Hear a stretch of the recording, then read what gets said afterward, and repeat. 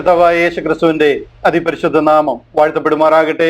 അനുഗ്രഹീതമായ ഈ നല്ല ദിവസത്തിനായിട്ട് ഞാൻ എൻ്റെ ദൈവത്തെ നന്ദിയോടെ സ്തുതിക്കുന്നു. സ്കൂൾ ഓഫ് ടോറനസ് എന്ന ഈ ബൈബിൾ ക്ലാസിന്റെ 97-ാമത്തെ സെഷനിലേക്ക് നാം കടന്നു വന്നിരിക്കുന്ന എല്ലാവർക്കും ഒരിക്കൽ കൂടി യേശു ക്രിസ്തുവിന്റെ നിസ്തുല നാമത്തിൽ സ്നേഹത്തെയും വന്ദനത്തെയും നന്ദിയെയും അറിയിക്കുന്നു. നാം അപ്പോസ്തല പ്രവൃത്തികളുടെ പുസ്തകത്തിൽ നിന്ന് തുടർമാനമായിട്ട് ചിന്തിച്ചുകൊണ്ടിരിക്കുകയാണ്. 15-ാം അധ്യായത്തിന്റെ 24-ാമത്തെ വാക്യം വരെ കഴിഞ്ഞ ആഴ്ചയിൽ ചിന്തിക്കുവാനായിട്ട് ഇടയായി. തുടർന്നുള്ള ഭാഗങ്ങൾ ഇന്ന് ചിന്തിക്കണമെന്നും അതിനുശേഷം 16-ാമത്തെ അധ്യായം കഴിയുമെന്നുണ്ടെങ്കിൽ ആദ്യത്തെ ഒരു 10 വാക്യം വരെയും അതിൽ കൂടി നമുക്കൊന്നിച്ച് ചിന്തിക്കുവാൻ ഇടയാകണമെന്നും ഞാൻ കർത്താവിൽ ആഗ്രഹിക്കുന്നു.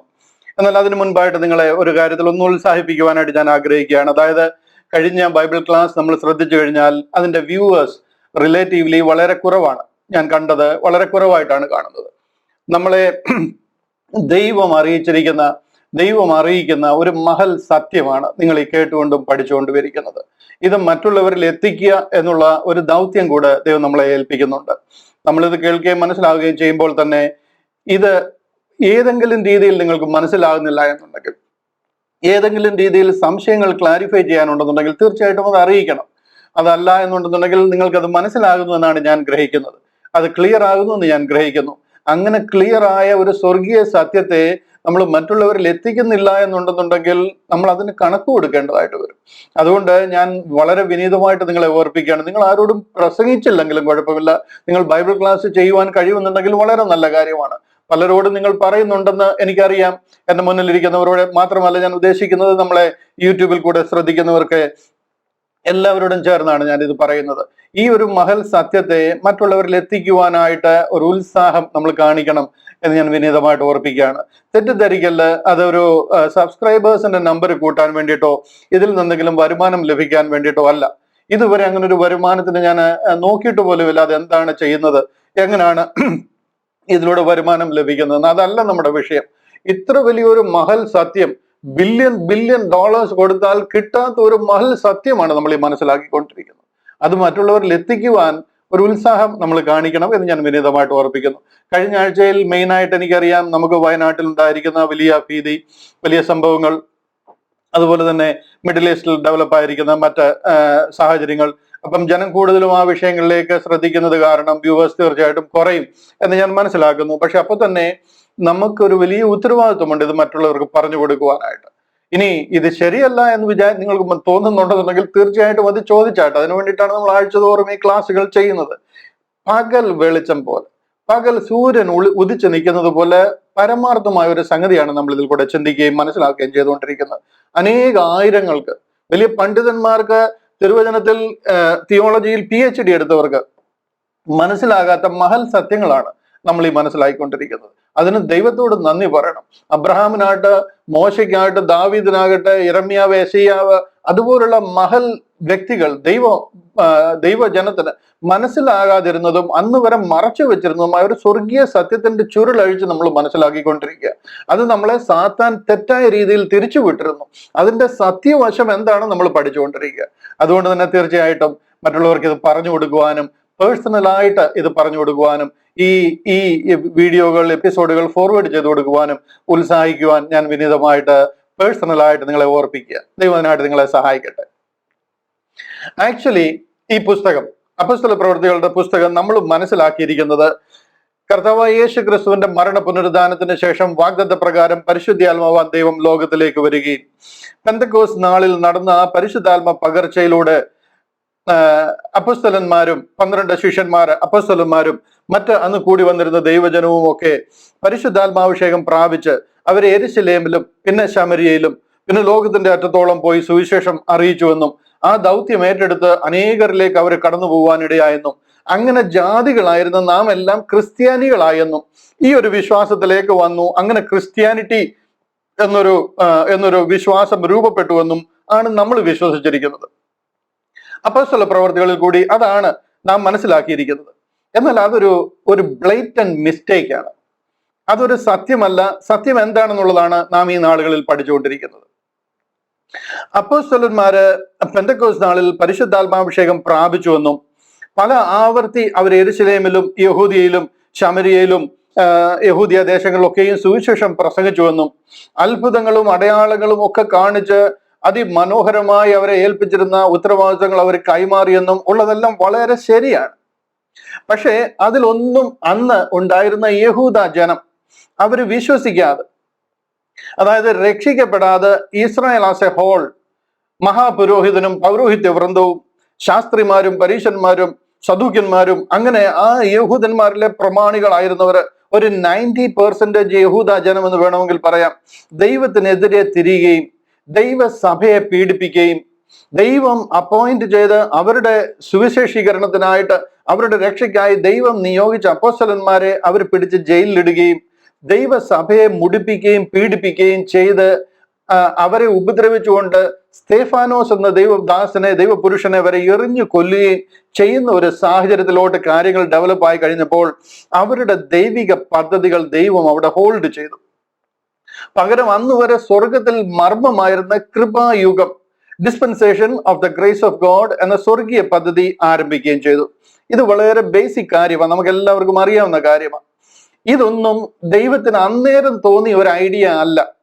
അതായത് യഹൂദന്മാര് പറയുന്നത് പോലെ കാര്യങ്ങൾ പോകുന്നില്ലല്ലോ, ഇനിയിപ്പോ എന്ത് ചെയ്യും, ഇവരെ കൈവിട്ട് കഴിഞ്ഞിട്ട് പുതിയൊരു ഐഡിയ ആരംഭിക്കാം എന്ന് പറഞ്ഞ് അന്നേരം ദൈവം തുടങ്ങിയ ഒരു പദ്ധതി അല്ല. ഉലക സ്ഥാപനം മുൻപ് സ്വർഗത്തിൽ മറഞ്ഞിരുന്ന ഒരു സ്വർഗീയ പദ്ധതിയാണ്. ആദിയിൽ ദൈവം ആകാശവും ഭൂമിയും സൃഷ്ടിച്ചു എന്ന് പറയുന്നത് പോലെ തന്നെ ദൈവം രക്ഷാ പദ്ധതികൾ, ദൈവത്തിന്റെ 2 രക്ഷാ പദ്ധതികളായിരുന്നു. ഒന്ന് സ്വർഗത്തെ വീണ്ടെടുക്കുന്ന പദ്ധതിയും മറ്റത് ഭൂമിയെ വീണ്ടെടുക്കുന്ന പദ്ധതിയും. ഇതെല്ലാം ആ യഹൂദന്മാർ വഴിതെറ്റിപ്പോയത് കൊണ്ടും അവര് ദൈവത്തെ മനസ്സിലാക്കാതെ പിതാവിനെയും പുത്രനെയും പരിശുദ്ധാത്മാവിനും എതിരായിട്ട് തിരിഞ്ഞത് കൊണ്ട് അന്നേരം ദൈവം ചെയ്ത ഒരു കാര്യമല്ല. എൻഡ് ടു എൻഡ് സകല കാര്യങ്ങളും അറിയുന്ന ദൈവമാ നമ്മുടെ ദൈവം. ഇവിടെ ഞാൻ ഈ വിഷയം പ്രാരംഭകാലങ്ങളിൽ പ്രസംഗിച്ചപ്പോൾ ഒരു ഉപദേശി എന്നെ ആക്ഷേപിക്കാനായിട്ട് ദോശ ഉണ്ടാക്കാൻ ദൈവം തുടങ്ങി, എന്തോ അതിലൊരു മിസ്റ്റേക്ക് വന്നു കഴിഞ്ഞപ്പോൾ ദൈവം പിന്നെ ദോശ ചുരുട്ടി അതിനെ അങ്ങ് ഇഡലിയാക്കി എന്നൊക്കെ പറഞ്ഞ് എന്നെ ആക്ഷേപിക്കുന്ന ആദ്യകാലങ്ങളിൽ ചില ദൈവദാസന്മാര് എന്ന് അഭിമാനിക്കുന്നവരുണ്ടായിരുന്നു. എന്നാൽ ഇത് ദോശ ചുടാൻ തുടങ്ങി പിന്നീട് അതങ്ങ് ഇഡലിയാക്കി മാറ്റിയതൊന്നും അല്ല.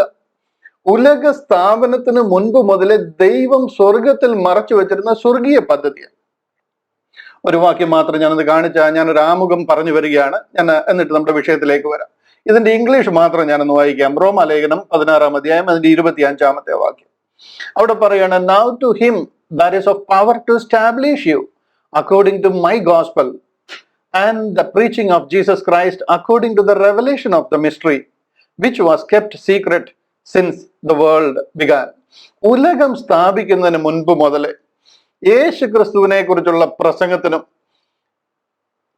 എനിക്ക് വെളിപ്പെട്ടിരിക്കുന്ന, എന്നെ അറിയിച്ചിരിക്കുന്ന മർമ്മത്തിന്റെ വെളിപ്പാടിനനുസരണമായിട്ടുള്ള എന്റെ സുവിശേഷത്തിനും യേശു ക്രിസ്തുവിനെ കുറിച്ചുള്ള പ്രസംഗത്തിനും ഒത്തവണ്ണം നിങ്ങളെ സ്ഥിരപ്പെടുത്തേണ്ടതിന് ഉലക സ്ഥാപനം മുൻപേ സ്വർഗത്തിൽ ദൈവം ആരംഭിച്ചിരുന്ന ഒരു സ്വർഗീയ പദ്ധതി. അതിന് മലയാളത്തിലെ ട്രാൻസ്ലേഷൻ ഒരു അല്പം ഗോൾമാൽ വരുത്തിയിട്ടുണ്ട്.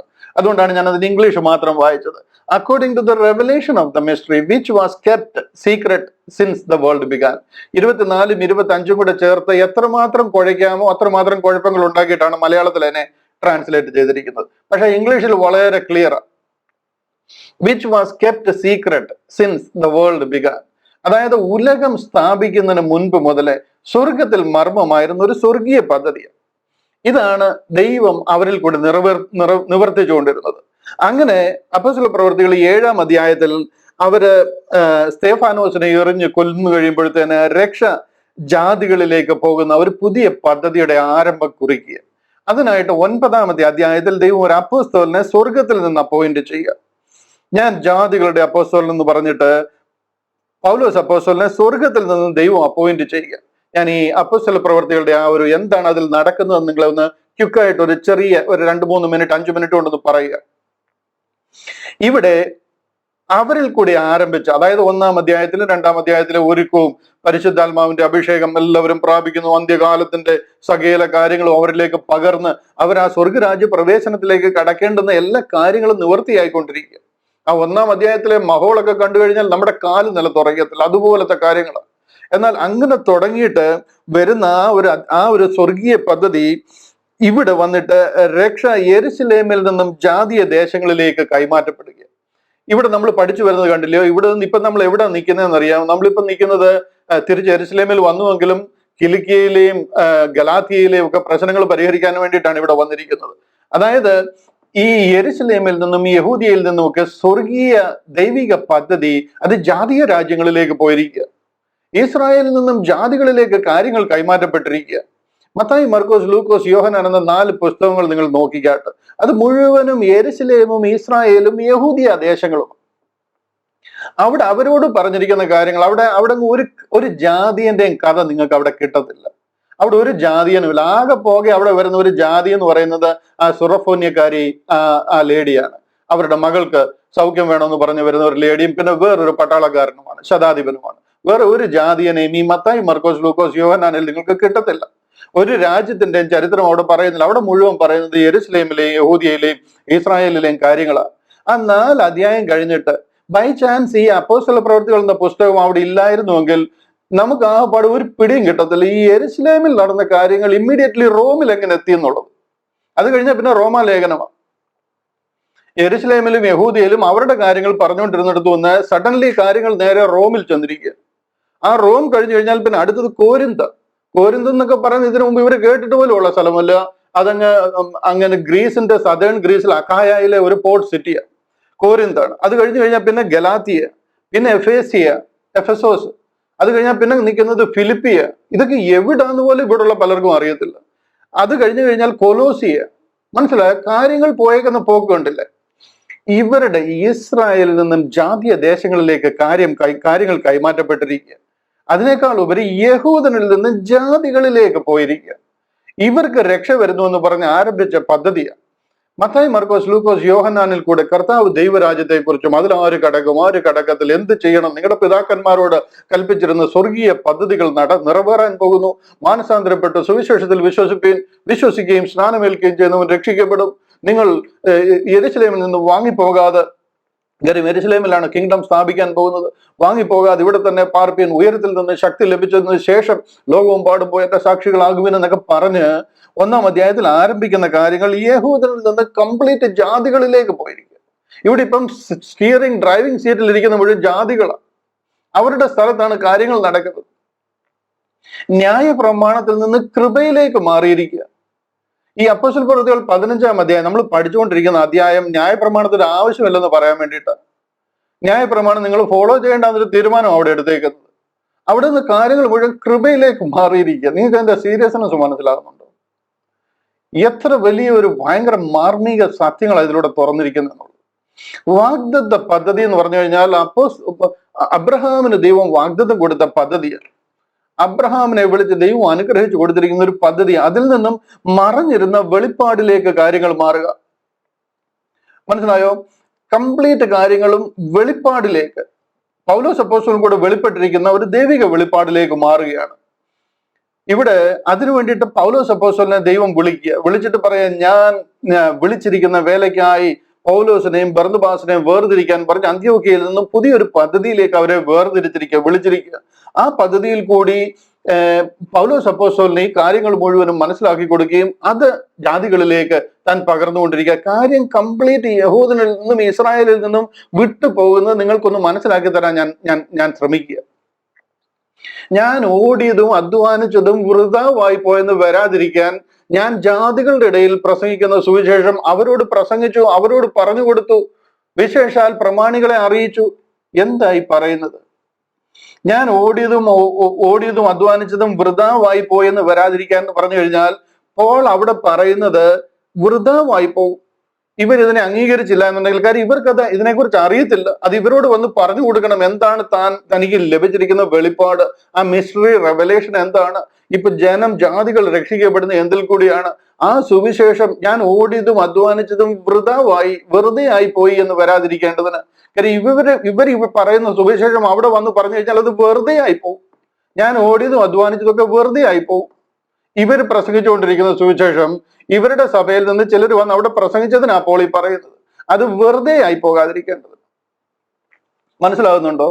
കംപ്ലീറ്റ് കാര്യങ്ങളും ന്യായ പ്രമാണത്തിൽ നിന്ന് കൃപയിലേക്കും സ്വർഗത്തെ വീണ്ടെടുക്കുന്ന പദ്ധതിയിലേക്കും കാര്യങ്ങൾ മാറിയിരിക്കുക. എസ്പെഷ്യലി പന്തിരുവരിൽ നിന്ന് പൗലോസ് അപ്പോസ്തലനിലേക്ക് മാറിയിരിക്കുക. പന്തിരുവരെ ശുശ്രൂഷിച്ചുകൊണ്ടിരുന്നിടത്ത് നിന്ന് ഇന്ന് ഒരു പന്തിരുവരുടെ ഒരു പൊടി പോലും അവിടെ കാണാനില്ല. ഈ 15-ാം അധ്യായമൊക്കെ കണ്ടു കഴിഞ്ഞാൽ പന്തിരുവരെ എവിടെയെങ്കിലും പറയുന്നുണ്ടോ എന്ന് നിങ്ങൾ തേടി തേടി തേടി നോക്കണം. 21-ാമത്തെ അധ്യായം വരുമ്പോൾ അവരുടെ ഓരോരുത്തർ അല്പനേരത്തേക്ക് കാണുന്നുണ്ട്, അത്രേ ഉള്ളൂ. കംപ്ലീറ്റ് കാര്യങ്ങളും അവരിൽ നിന്ന് പൗലോസിലേക്ക് മാറിയിരിക്കുക. ക്രിസ്ത്യാനി ഇതിനെ മനസ്സിലാക്കണം. ഒത്തിരി സെന്റിമെന്റുകൾ നിങ്ങളെ രക്ഷിക്കത്തില്ല. സത്യം മനസ്സിലാക്കണം. സെന്റിമെന്റ് കൊണ്ട് താങ്കൾ ഒരു നാൾ ഈ ലോകത്തിൽ നിന്നും മാറ്റപ്പെടേണ്ടതായിട്ട് വരും. ദൈവത്തിന്റെ സന്നിധിയിൽ നിൽക്കേണ്ടതായിട്ട് വരും. അയ്യോ അബദ്ധം പറ്റിപ്പോയേ എന്ന് പറഞ്ഞിട്ട് ഒരു പ്രയോജനവുമില്ല. ഇതാകുന്നു സുപ്രസാദ കാലം. വളരെ ക്ലിയർ ആയിട്ട് ബൈബിൾ താങ്കൾക്ക് മനസ്സിലാകുന്ന ഭാഷയിൽ എഴുതി കയ്യിൽ തന്നിരിക്കുക. പിതാക്കന്മാർക്ക് തെറ്റ് പറ്റിയെന്ന് പറഞ്ഞിട്ട് നമ്മൾ അതിന്റെ പുറകെ പോകേണ്ട ആവശ്യമില്ല. താങ്കൾക്ക് മലയാളം അറിയാം. താങ്കളുടെ കയ്യിൽ നിന്ന് ഏത് ടൈപ്പിലുള്ള ബൈബിൾ ഇല്ല എന്ന് ചോദിച്ചാൽ മതി. അതിനെ ആത്മാർത്ഥമായിട്ടൊന്ന് വായിക്കുക, പഠിക്കുക. ഈ പാരമ്പര്യം ഒന്ന് തോളെന്ന് താഴെ ഇറക്കി വയ്ക്കുക. സാത്താൻ മനുഷ്യനെ തെറ്റിക്കുവാനായിട്ട് എന്തും ചെയ്യും. ഇന്ന് 300 കോടി ക്രിസ്ത്യാനികളുണ്ട്. നിങ്ങൾ വിചാരിക്കില്ല സാത്താൻ കൈയും കെട്ടി അങ്ങ് അനുവദിച്ചേക്കാന്ന് 300 കോടി ജനത്തിനെ ക്രിസ്ത്യാനിറ്റി കറക്റ്റ് മാർഗത്തിൽ പോകുവാനായിട്ട്. ഒറ്റ ഒരെണ്ണം 100 വർഷം നോഹ പ്രസംഗിച്ചിട്ട് ഒറ്റ ഒരുത്തിനെ കിട്ടിയില്ല. നോഹയുടെ മക്കളും നോഹയമല്ലാതെ. ഒരു ഭയങ്കര ചലഞ്ചിങ് ഫീൽഡിലാണ് നിങ്ങൾ നിൽക്കുന്നത്. നിങ്ങൾ വിചാരിക്കുന്ന മാതിരി ഞായറാഴ്ച പള്ളിയിൽ പോയിട്ട് അങ്ങ് സ്വർഗത്തിൽ പോകാമെന്ന് വിചാരിക്കരുത്. എന്താ ബൈബിളിൽ പറഞ്ഞിരിക്കുന്നത് അല്പമെങ്കിലും ദൈവ സ്നേഹത്തോടും നിങ്ങളുടെ നിത്യതയോടുള്ള ആഗ്രഹത്തോടും കൂടി അതിനെ പഠിക്കുവാൻ ഞാൻ വിനീതമായിട്ട് നിങ്ങളോട് റിക്വസ്റ്റ് ചെയ്യുക. ഇവിടെ കാര്യങ്ങൾ മുഴുവൻ കൈമാറി ജാതികളുടെ ഇടയിലേക്ക് അവരുടെ രക്ഷ എന്നൊരു വലിയ പദ്ധതിയിലേക്ക് പോയിരിക്കുക. ബോഡി ഓഫ് ക്രൈസ്റ്റ് എന്നൊരു ദൈവിക പദ്ധതി ആരംഭിച്ചിരിക്കുക. അതിന്റെ ചരിത്രമാണ് ഈ പറയുന്നത്. തുടക്കത്തിൽ കിങ്ഡം വരുന്നു, കിങ്ഡത്തിലേക്ക് നിങ്ങൾ കടക്കാൻ പോകുന്നു എന്ന് പറഞ്ഞു തുടങ്ങിയെങ്കിലും ആ പദ്ധതികൾ മുഴുവനും കൈവിട്ടിട്ട് ബോഡി ഓഫ് ക്രൈസ്റ്റ് എന്ന സ്വർഗത്തിൽ മറഞ്ഞിരുന്ന ഒരു സ്വർഗീയ പദ്ധതിയുടെ റെവലേഷൻ പൗലോസ് അപ്പോസ്തലൻ കൊടുത്ത് തന്നിൽ കൂടെ വലിയൊരു ശുശ്രൂഷ നടക്കുക. യഹൂദനെ ദൈവം കൈവിട്ടു എന്ന് യഹൂദന് മനസ്സിലാക്കുവാൻ വേണ്ടി എഴുതിയിരിക്കുന്ന ഒരു പുസ്തകമാണ് അപ്പോസ്തല പ്രവർത്തികൾ എന്ന് വേണമെങ്കിൽ നമുക്ക് പറയാം. അവരുടെ ഒരു പ്രവർത്തികളും അവരെ കുറിച്ച് പിന്നെ അവിടെ പറയുന്നില്ല. അവരുടെ യാതൊരു 1-ാമത്തെ അധ്യായത്തിന്റെ ആ ഒരു മഹോൾ കണ്ടില്ല, അതിന്റെ ഇമ്പോർട്ടൻസ് കണ്ടില്ലേ? അതിൽ ഏതെങ്കിലും ഒരു ലൈൻ നിങ്ങൾക്ക് മാറ്റാൻ പറ്റുമോ? പഴയ നിയമവുമായിട്ടോ അല്ലെങ്കിൽ യഹൂദന്റെ പ്രോമിസുമായിട്ടോ കമ്പയർ ചെയ്യുമ്പോൾ 2-ാമത്തെ അധ്യായത്തിലൊക്കെ നോക്കിയേ, വർഷങ്ങളായിട്ട് പ്രവാചകന്മാർ അവരോട് പേഴ്സണലായിട്ട് സംസാരിച്ചിരിക്കുന്ന ഓരോ കാര്യങ്ങളും നിറവേറുകയാണ്. ഇത് വല്ലതും പിന്നീട് നിങ്ങൾക്ക് കാണാൻ കഴിയുമോ? കംപ്ലീറ്റ് മറഞ്ഞിരുന്ന ഒരു സ്വർഗീയ മർമ്മത്തിലേക്ക് കാര്യങ്ങൾ മാറിയിരിക്കുക. ജാതികളുടെ രക്ഷ സ്വർഗത്തിലേക്ക് പോകുന്ന സ്വർഗീയ പദ്ധതി ഉയരത്തിലുള്ളത് തന്നെ ചിന്തിച്ചുകൊള്ളുവേൻ. സ്വർഗീയ പദ്ധതിയിലേക്ക് കാര്യം മാറുകയാണ്. ഇതിനെയാ ക്രിസ്ത്യാനിറ്റി എന്ന് പറയുന്നത്. പക്ഷെങ്കിൽ ഇവിടെ സാത്താൻ ഭയങ്കര തന്ത്രപരമായിട്ട് അവനാൽ കഴിയുന്ന സകല തന്ത്രങ്ങളും പയറ്റിക്കൊണ്ടിരിക്കുക. അതിൽ നമ്മൾ ഫുള്ളി തല വെച്ച് കൊടുത്തിരിക്കുക. അങ്ങനെ നമുക്ക് മുങ്ങി നമ്മളെ ഈ അന്ധവിശ്വാസത്തിലും തെറ്റായ പഠിപ്പേരിലും മുങ്ങിക്കിടക്കുക. ഇതിനെ ഒന്ന് മനസ്സിലാക്കാൻ ജാതീയ ജനങ്ങൾ രക്ഷിക്കപ്പെട്ട് രക്ഷയിലേക്ക് വരാൻ തുടങ്ങിയപ്പോൾ ഇതിന്റെ നിജസ്ഥിതി എന്താണെന്ന് അറിയാത്ത യഹൂദന്മാര്, അതായത് dispensation of the grace of God എന്നൊരു കാലഘട്ടം ആരംഭിച്ചിരിക്കുന്നുവെന്നും ബോഡി ഓഫ് ക്രൈസ്റ്റ് എന്നൊരു ദൈവിക പദ്ധതി ആരംഭിച്ചിരിക്കുന്നു ഒക്കെ പൗലോസ് അപ്പോസ്തലൻ പറയുമ്പോൾ യഹൂദൻ ആകെ മൊത്തത്തിൽ കൺഫ്യൂഷൻ ആയത്. അവർ ഇതിനെക്കുറിച്ച് കേട്ടിട്ടേ ഇല്ല. ഇങ്ങനൊരു സംഭവത്തെ കുറിച്ച് അവർക്ക് അറിയത്തില്ല. ഞാൻ അവരെ കുറ്റം പറയത്തില്ല. കാര്യം എന്താണെന്ന് ചോദിച്ചു കഴിഞ്ഞാൽ ഇതിനെക്കുറിച്ച് ഒരു കാര്യം പോലും വെളിപ്പെടുത്തിയിട്ടില്ല. പിതാക്കന്മാർക്ക് കൊടുത്ത കൽപ്പനകളിൽ കൂടിയാകട്ടെ, പ്രവാചകന്മാരിൽ കൂടിയാകട്ടെ പോയിട്ട് കർത്താവായ യേശു ക്രിസ്തു ലോകത്തിൽ വന്ന് ശുശ്രൂഷിച്ച ആ ശുശ്രൂഷ വേളയിൽ കൂടിയാകട്ടെ, ഇനി അതും പോകട്ടെ 12 ശിഷ്യന്മാരിൽ കൂടിയെങ്കിലും ഇതൊന്ന് വെളിപ്പെടുത്തുമെന്ന് അവർ ആഗ്രഹിച്ചിരുന്നു. അവര് അങ്ങനെ ചിന്തിച്ചിരുന്നു. നാച്ചുറലി അവർക്ക് അത് ചിന്തിക്കാം, ലോജിക്കലി. പക്ഷെ എന്നുണ്ടെങ്കിൽ അങ്ങനെ പോലും അവരെ അറിയിച്ചിട്ടില്ലാത്തൊരു കാര്യമാണ് പൗലോസ് അപ്പോസ്തലൻ ഈ പറയുന്നത്. ഇവിടെ അതുകൊണ്ടാണ് ഈ കൺഫ്യൂഷൻ ഉണ്ടായിരിക്കുന്നത്. ഈ കൺഫ്യൂഷൻ എവിടെങ്കിലും നിന്ന് പറഞ്ഞാൽ തീരത്തില്ല. അതുകൊണ്ടാണ് ഇവിടെ കേന്ദ്രത്തിൽ വന്നിരിക്കുന്നത്. ഇവരെ 12 പേരെയും വിളിച്ചിരുത്തി യെരുശലേമിൽ ഒരു കൗൺസിൽ കൂടിയിരിക്കുക. ഇതിനെയാണ് ജെറുസലേം കൗൺസിൽ എന്ന് പറയുന്നത്. നമ്മൾ ഈ പഠിച്ചുകൊണ്ടിരിക്കുന്ന അപ്പോസ്തല പ്രവൃത്തികളെ 15-ാം അധ്യായം. ഇവിടെ എന്ത് ചെയ്യണം, ജാതികളുടെ രക്ഷയ്ക്ക് വേണ്ടി എന്താണ് കാര്യങ്ങൾ ചെയ്യേണ്ടത് എന്നുള്ളൊരു തീരുമാനമെടുക്കുക.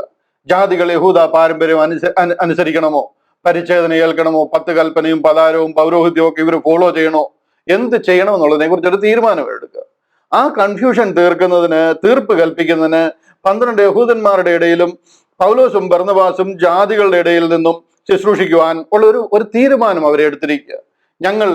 ഞങ്ങൾ പരിച്ഛേദനക്കാരുടെ ഇടയിലും നിങ്ങൾ ജാതികളുടെ ഇടയിലും ശുശ്രൂഷിക്കും. അങ്ങനെ ഒരു തീർപ്പ് കൽപ്പിച്ചിരിക്കുക 15-ാം അധ്യായത്തിൽ. ഇവിടെ ഈ കൗൺസിലിന്റെ അനിവാര്യത നിങ്ങൾക്ക് ഓരോരുത്തർക്കും മനസ്സിലാകുന്നുണ്ട് എന്ന് ഞാൻ വിശ്വസിക്കുന്നു. കാരണം ഒരേ പിതാവ്, ഒരേ പുത്രൻ, ഒരേ പരിശുദ്ധാത്മാവ്. ഇവർക്ക് പരിശുദ്ധാത്മാവിനെ അറിയാം, മശിഹായായ കർത്താവിനെ അറിയാം, പിതാവായ ദൈവത്തെ അറിയാം. ഇതെല്ലാം ഒന്ന് തന്നെയാണ്. യഹൂദനും ക്രിസ്ത്യാനിയും തമ്മിലുള്ള ആ ഒരു കോൺഫ്ലിക്റ്റിന്റെ, അല്ലെന്നുണ്ടെങ്കിൽ ഇവിടുത്തെയൊക്കെ ആ ഒരു കൺഫ്യൂഷന്റെ മെയിൻ കാരണം ഇതൊക്കെയാണ്. പുത്രന്റെ ലോകത്തിലെ ശുശ്രൂഷ കഴിഞ്ഞിട്ട് ഏകദേശം 15 വർഷമേ ആയിട്ടുള്ളൂ ഈ കൗൺസിൽ നടക്കുമ്പോൾ. റഫ്ലി റൗണ്ട് അബൌട്ട്. മനസ്സിലാകുന്നുണ്ടോ? കർത്താവായ യേശു ക്രിസ്തുവിന്റെ ക്രൂശ് മരണത്തിനും പുനരുദ്ധാനത്തിനും ശേഷം ഒരു 15 വർഷത്തിനടുത്തങ്ങാണ്ടേ ആയിട്ടുള്ളൂ ഈ കാര്യങ്ങൾ നടക്കുമ്പോൾ.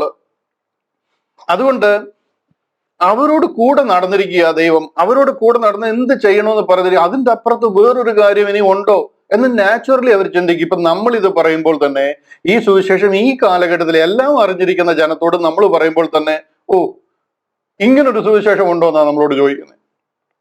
ഈ കാര്യങ്ങൾ മുഴുവൻ അറിഞ്ഞിട്ടുകൂടെ. അപ്പൊ അന്നത്തെ കാലത്ത് അവർക്ക് എന്തുമാത്രം കൺഫ്യൂഷൻ ഉണ്ടാകും എന്ന് നിങ്ങളൊന്ന് ആലോചിച്ച് നോക്കുക. മറിഞ്ഞിരുന്ന പദ്ധതിയുടെ റെവലേഷൻ 12 പേർക്ക് ലഭിച്ചിട്ടില്ല. ഇതൊരു അടിസ്ഥാന ഉപദേശം. ഇത് നിങ്ങൾ ശരിക്കും മനസ്സിലാക്കണം.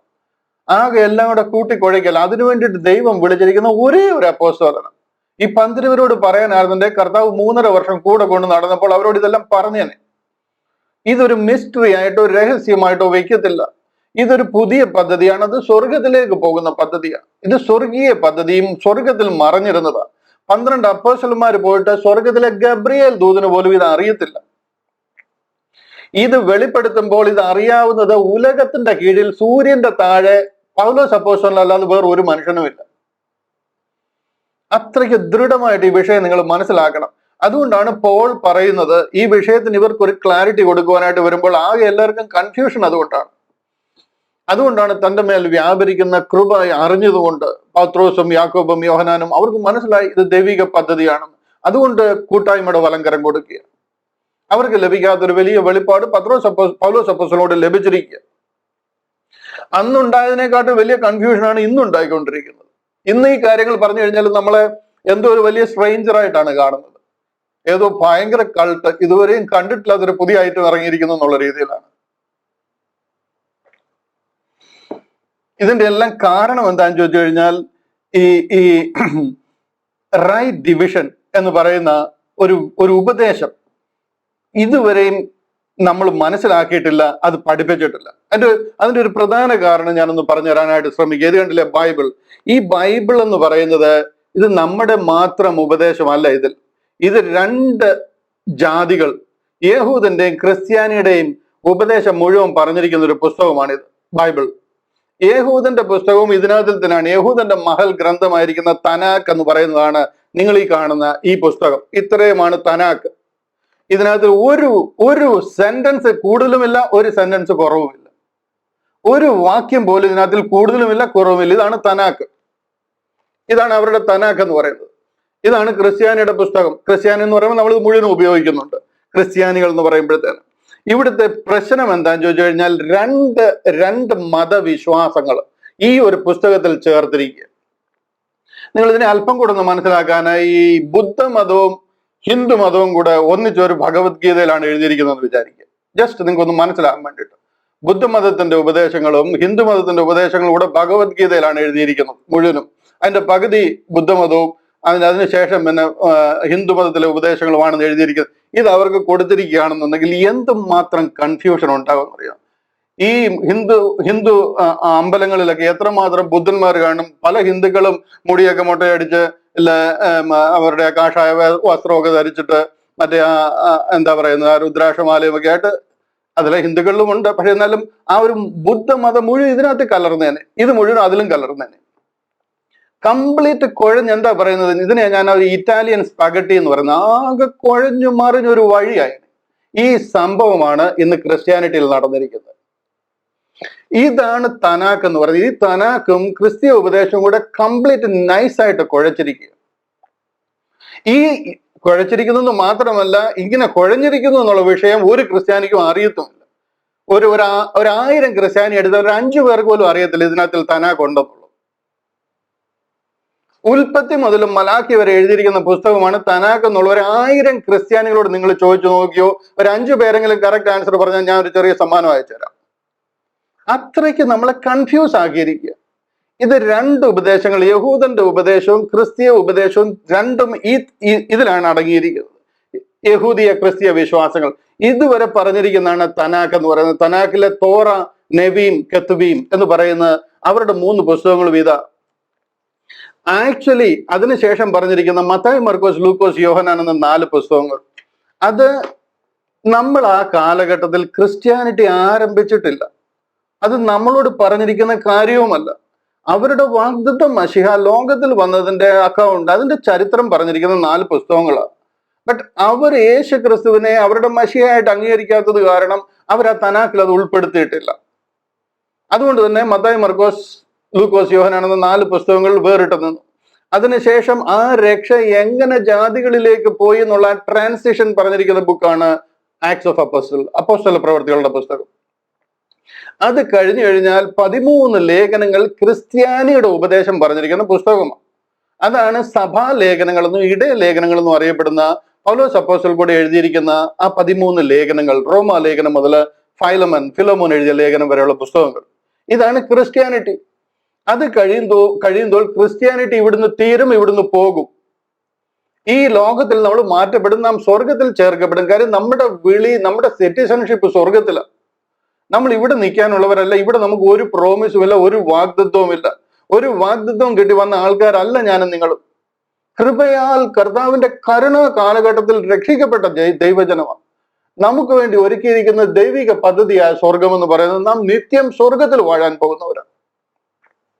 അതിനുവേണ്ടി നമ്മളെ ചേർക്കാനാണ് കർത്താവ് വാനമേഘങ്ങളോളം വരുന്നത്.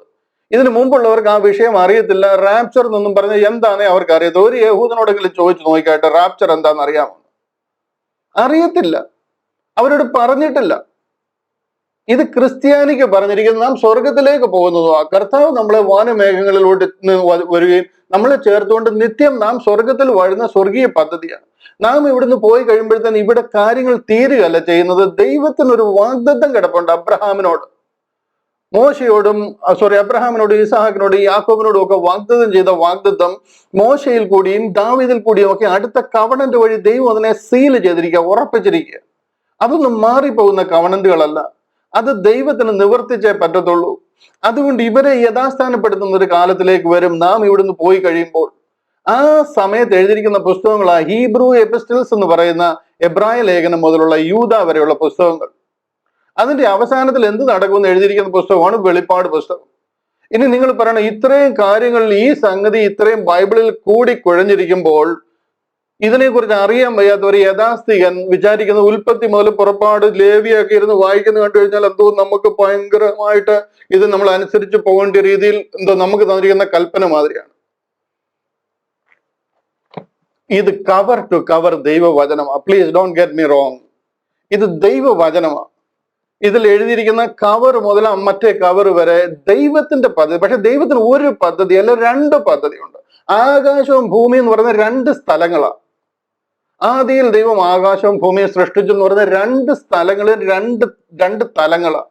അതിനെ രണ്ടും വീണ്ടെടുക്കുന്ന ദൈവിക പദ്ധതി പറഞ്ഞിരിക്കുന്ന ഈ ഒറ്റ പുസ്തകത്തിലാണ്. അതിനെ നമ്മൾ മനസ്സിലാക്കിയില്ലെന്നുണ്ടെങ്കിൽ നമ്മൾ കംപ്ലീറ്റ് കുഴഞ്ഞ് തെറ്റിൽ പോയിട്ട് വളരെ നിസ്സാരമായിട്ട് ദൈവം ഇന്ന് നമുക്ക് വേണ്ടി തുറന്നിരിക്കുന്ന ദൈവിക പദ്ധതി മനസ്സിലാകാതെ നിത്യ നരകത്തിൽ സാത്താനോടൊപ്പം നിത്യം പോകേണ്ടതായിട്ട് വരും. അതിലെ ട്രാജഡി അതാ. ഇന്നിവിടെ ബാലികേറാമല കയറിയിട്ടല്ല നിങ്ങൾക്ക് ആ സ്വർഗം തരുന്നത്. ഇത് സുവിശേഷമാണ്, ഇത് രക്ഷാവചനമാണ്, ഇത് ഫ്രീ ആണ്. ഇന്ന് കർത്താവ് അതിന്റെ മുഴുവൻ വിലയും കൊടുത്തു തീർത്തിരിക്കുക. You just trust in that.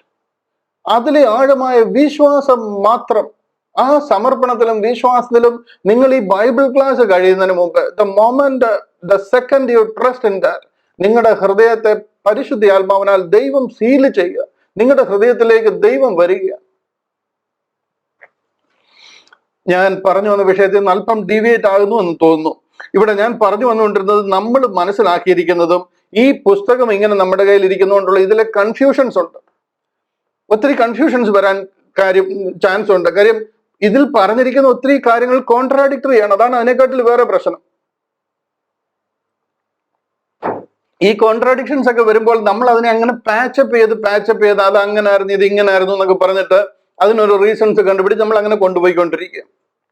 ഒരു ഉദാഹരണം മാത്രം ഞാനൊന്ന് കാണിക്കാം. പറയുമ്പോൾ അതിനെ വെറുതെ പറഞ്ഞു വിടാൻ പറ്റത്തില്ലല്ലോ. ഉൽപ്പത്തി പുസ്തകം 17-ാം അധ്യായം, ഉൽപ്പത്തി പുസ്തകം 17-ാം അധ്യായത്തിന്റെ 10-ാം വാക്യം ഇങ്ങനെയാണ് പറയുന്നത്. കർത്താവ് അബ്രഹാമുമായിട്ടൊരു കവണന്റ്, ഒരു ഉടമ്പടി ചെയ്യുക. എനിക്കും നിങ്ങൾക്കും നിന്റെ ശേഷം നിന്റെ സന്തതിക്കും മധ്യയുള്ള നിങ്ങൾ പ്രമാണിക്കേണ്ടതായ എന്റെ നിയമമാവിത്. നിങ്ങളിൽ പുരുഷ പ്രജയൊക്കെയും പരിച്ഛേദന ഏൽക്കണം. ദൈവം കൊടുത്തിരിക്കുന്ന കൽപ്പനയായത്. മനസ്സിലായത്? ഇത് ഓപ്ഷൻ അല്ല. കൽപ്പന ഏൽക്കണം, പരിച്ഛേദന ഏൽക്കണം. നിങ്ങളുടെ അഗ്രചർമ്മം പരിച്ഛേദന ചെയ്യണം. അത് എനിക്കും നിങ്ങൾക്കും മധ്യയുള്ള നിയമത്തിന്റെ അടയാളമാകും. ദൈവം ഒരു അടയാളമായിട്ട് അവർക്ക് കൊടുത്തിരിക്കുക. തലമുറയായി നിങ്ങളിൽ പുരുഷ പ്രജയൊക്കെയും 8 ദിവസം പ്രായമാകുമ്പോൾ പരിച്ഛേദന ഏൽക്കണം. വീട്ടിൽ ജനിച്ച ദാസനായാലും നിന്റെ സന്തതി അല്ലാത്തവനായി അന്യനോട് വിലയ്ക്ക് വാങ്ങിയവനായാലും ശരി, നിന്റെ വീട്ടിൽ ജനിച്ച ദാസനും നീ വില കൊടുത്ത് വാങ്ങിയവനും പരിച്ഛേദന ഏറ്റേ കഴിയൂ. എന്റെ നിയമം നിങ്ങളുടെ ദേഹത്തിൽ നിത്യ നിയമം ആയിരിക്കണം. അഗ്രചർമ്മിയായ പുരുഷപ്രജയെ പരിച്ഛേദന ഏൽക്കാതിരുന്നാൽ ജനത്തിൽ നിന്ന് ഛേദിച്ചു കളയണം. അവൻ എന്റെ നിയമം ലംഘിച്ചിരിക്കുന്നു. ഇതിന്റെ സീരിയസ്നെസ് നിങ്ങൾക്ക് വല്ല പിടികിട്ടുന്നുണ്ടോ?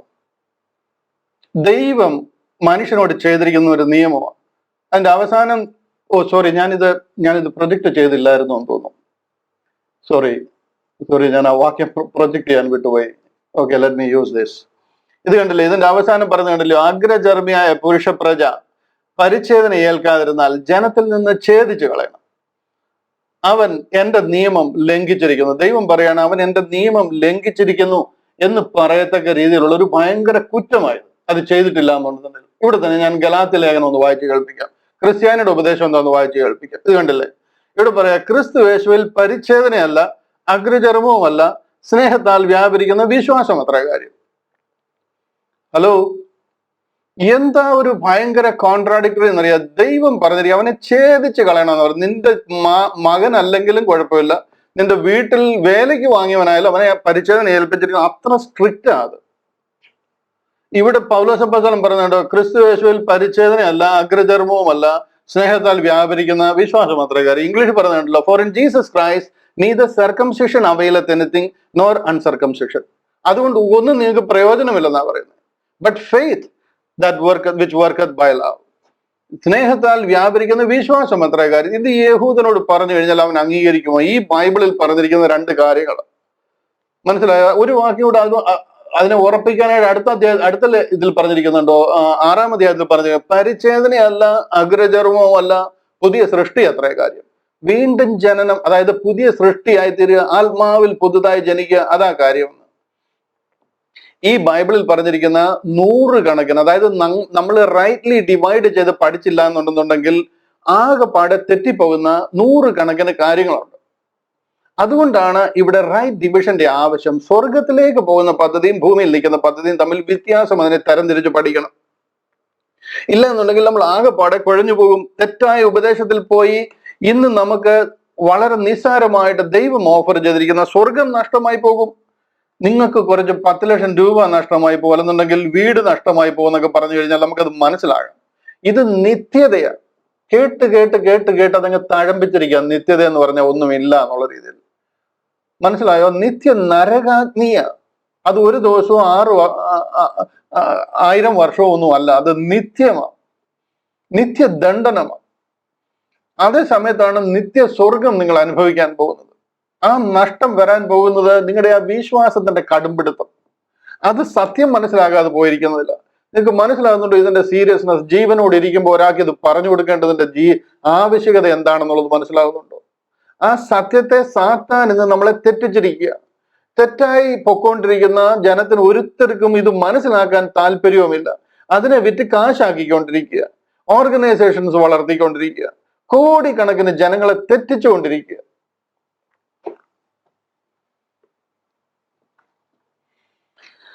ഹല്ലേലൂയ. എന്റെ ആ ഒരു ഹൃദയഭാരം, ആ ഒരു ആത്മഭാരം നിങ്ങൾക്ക് മനസ്സിലാകുന്നു. നിങ്ങൾക്കും അതുപോലുള്ള ആത്മഭാരം ഉണ്ട് എന്ന് ഞാൻ വിശ്വസിക്കുന്നു. റോമാലേഖനം 11 അധ്യായം 11 വാക്യം വീണ്ടും നമ്മളെ ഓർപ്പിക്കുക. റോമാലേഖനം 11 അധ്യായം. ഇവിടെ ഇവര് വീണു പോയത് കൊണ്ട് കണ്ടില്ലേ, rather through the fall of Israel, second line നോക്കിയേ, second line, but rather through their fall salvation is come to Gentiles. യഹൂദന്റെ വീഴ്ച നിമിത്തം ജാതികൾക്ക് രക്ഷ വന്നു എന്നേ ഉള്ളൂ. അവരുടെ പദ്ധതി ഉണ്ടായിരുന്നു, ആ പദ്ധതിയിൽ അവർ വീണുപോയി. അന്ന് ദൈവം സ്വർഗത്തിൽ അന്ന് വരെ മറഞ്ഞിരുന്ന ഒരു സ്വർഗീയ പദ്ധതി, അത് പൂർവ്വകാലങ്ങൾക്കും തലമുറകൾക്കും മറഞ്ഞു കിടന്ന മർവമെങ്കിലും ഇപ്പോൾ തന്റെ വിശുദ്ധന്മാർക്ക് വെളിപ്പെട്ടു വന്നിരിക്കുന്നു. അങ്ങനെ ദൈവം ആരംഭിച്ചിരിക്കുന്നത് സ്വർഗീയ പദ്ധതിയെ കുറിച്ചാണ് ഈ അപ്പോസ്തല പ്രവൃത്തികൾ നമ്മൾ പഠിച്ചു വരുന്നത്. അതിലെ ഒരു പിവറ്റൽ ചാപ്റ്ററാ നമ്മൾ ഈ കഴിഞ്ഞ ദിവസം പഠിച്ചുകൊണ്ടും ഇപ്പൊ പഠിച്ചുകൊണ്ടിരിക്കുന്ന 15 അധ്യായം. ലീഗലി അതിനെ അവർ എഗ്രി ചെയ്യുകയാണ്. അവര് കൂട്ടായ്മയുടെ വലങ്കരം കൊടുക്കുക. ആ വലങ്കരം വളരെ ആവശ്യമാണ്. അല്ലാന്നുണ്ടെങ്കിൽ പോൾ പറയുന്ന ഒന്നും ജനം വിശ്വസിക്കത്തില്ല. കാര്യം കർത്താവ് വന്നിട്ട് 20 വർഷത്തിൽ താഴെ ആയിട്ടുള്ളൂ. കർത്താവ് മരിച്ചു ഉയർത്തെഴുന്നേറ്റ് പോയിട്ട്. അവരുടെ അപ്പോസ്തലന്മാരെല്ലാം ഇപ്പോഴും ജീവനോട് ഇരിക്കുക. ഇദ്ദേഹം എവിടുന്ന് വന്നു എന്നറിയത്തില്ല, എന്തൊക്കെയോ പറയുന്നുണ്ട് എന്ന് പറഞ്ഞ് അതിനെ മുഴുവൻ തള്ളിക്കളയും. അതാ പോൾ പറഞ്ഞത്, ഞാൻ ഓടിയതും അധ്വാനിച്ചതും വെറുതെ ആയി എന്ന് വരാതിരിക്കാൻ. അവരുടെ അപ്രൂവൽ ഈ വിഷയത്തിൽ ആവശ്യമാണ്. കരുണാമയനായ ദൈവം, കാര്യങ്ങളെ എൻഡ് ടു എൻഡ് അറിയുന്ന ദൈവം, അവർക്ക് ഈ അപ്രൂവൽ കൊടുക്കാൻ പാകത്തിന് ജാതികൾ ഒരു മാസീവ് റെവലേഷൻ കൺവേർഷൻ ഉണ്ടാകും എന്നുള്ളത് അവർക്ക് മനസ്സിലാക്കി കൊടുത്തിരിക്കുക. ഇതിനാ പത്രോസിനെ 10 അധ്യായത്തിൽ കൊർന്നല്യോസിന്റെ വീട്ടിൽ വെച്ച് കാണിച്ചത് എന്താ നടക്കുന്നത്. പത്രോസ് ഇവിടെ നിന്ന് എഴുന്നേറ്റ് സപ്പോർട്ട് ചെയ്യണം. യെസ്, ഐ സപ്പോർട്ട് ദാറ്റ് എന്ന് പറയണം.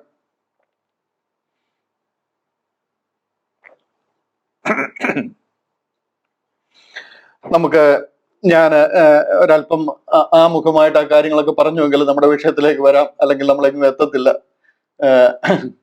അപ്പോസ്തല പ്രവൃത്തികൾ 15 അധ്യായമാണല്ലോ നമ്മൾ കഴിഞ്ഞ ആഴ്ചയിലൊക്കെ ചിന്തിച്ച് നിർത്തിയത്. അതിന്റെ തുടർമാനമായിട്ട് നമുക്ക് ചിന്തിച്ചു വരാം. 15 അധ്യായം അതിന്റെ 19 വാക്യം. 15 അധ്യായത്തിന്റെ 19 വാക്യം അവിടെ പറയാണ്, അവിടെ പറയാണ്, ആകയാൽ ജാതികളിൽ നിന്ന് ദൈവത്തിങ്കിലേക്ക് തിരിയുന്നവരെ നാം അസഹ്യപ്പെടുത്തരുത്.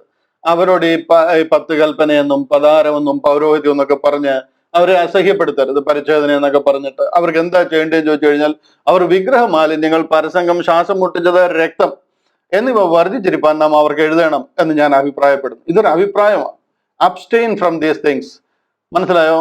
ഇത് അവർ abstain from pollutions of idols and from fornications and from things strangled and from blood.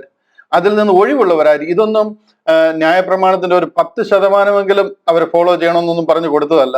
ഇതൊരു അവർക്ക് കാര്യം എന്ന് പറഞ്ഞാൽ യഹൂദന്റെ കൂടെ ചേർന്ന് പോകേണ്ടതാണ്. യഹൂദന് ഇതൊന്നും സഹിക്കാൻ പറ്റത്തില്ല. അവർ ഒന്നിച്ച് ചേർന്ന് പോകണം, ജാതികളിൽ നിന്ന് ആ വിശ്വാസത്തിലേക്ക് വരിക. അത് അങ്ങനെ വരുന്നവരെ അവരെ അസഹ്യപ്പെടുത്തരുത്. പക്ഷെ ഇതൊക്കെ അവരോട് ഒന്ന് ഒഴിഞ്ഞിരുന്നു കഴിഞ്ഞാൽ നല്ലതാണ് എന്ന് അവരെ അറിയിക്കണം എന്ന് പറയുകയാണ്. ആ ഒരു തീരുമാനമാണ് അവിടെ എടുക്കുന്നത്. ന്യായപ്രമാണം ഫോളോ ചെയ്യുവാനായിട്ടല്ല, ന്യായപ്രമാണം അവിടെ ഫോളോ ചെയ്യേണ്ട ആവശ്യമില്ല എന്നൊരു തീരുമാനമാണ് എടുക്കുന്നത്. ജെറുസലേം കൗൺസിലിന്റെ തീരുമാനം അതാണ്. അത് കുറച്ചുകൂടെ ഗലാത്യ ലേഖനം 2:9 വ്യക്തമായിട്ട് പറയുന്നുണ്ട്. 2:9 ഗലാത്യ ലേഖനം 2:9. ഞാൻ പറഞ്ഞല്ലോ, ഈ 15 അധ്യായത്തിന്റെ റണ്ണിങ് കമന്ററി പൗലോസ് അപ്പോസ്തലൻ എഴുതിയിരിക്കുന്നതാണ് ഗലാത്യ ലേഖനം 2 അധ്യായം. അത് പറയാണ്, അതിന്റെ 8 വാക്യം കൂടെ ചേർത്ത് വായിക്കണം. എന്നാലും ഞാൻ 9 വായിക്കുന്നുള്ളൂ, നിങ്ങൾ വായിച്ചുകൊള്ളുക. പരമേൽപ്പിച്ചിരിക്കുന്നുവെന്ന് കണ്ട് എനിക്ക് ലഭിച്ച കൃപ അറിഞ്ഞുകൊണ്ട് എന്റെ മേൽ പകരുന്ന ഒരു ദൈവിക കൃപയുണ്ട്. അത് കണ്ടു കഴിഞ്ഞപ്പോഴേ അവർക്ക് മനസ്സിലായി. ദൈവം എന്നെ ഏൽപ്പിച്ചിട്ട് ഉത്തരവാദിത്തം കണ്ടു കഴിഞ്ഞപ്പോഴേ അവർക്ക് മനസ്സിലായി. അവര് 12 പേരാ, ദൈവത്തിന്റെ കൂടെ നടന്നിരിക്കുന്നവരാ, കർത്താവിന്റെ മഹിമ കണ്ട സാക്ഷികളും കൂടെ നടന്നിരിക്കുന്നവരുമാണ്. അവരെ ഉപദ്രവിച്ചുകൊണ്ട് നടന്ന ഒരു മനുഷ്യൻ പറയുകയാണ്, എനിക്ക് ദൈവത്തിന്റെ കൃപ ലഭിച്ചിരിക്കുന്നു എന്നൊക്കെ പറഞ്ഞു കഴിഞ്ഞാൽ വിശ്വസിക്കാനും മാത്രം അവർ പൊട്ടന്മാരല്ല, ദൈവ കൃപ ലഭിച്ചിരിക്കുന്നവരാ.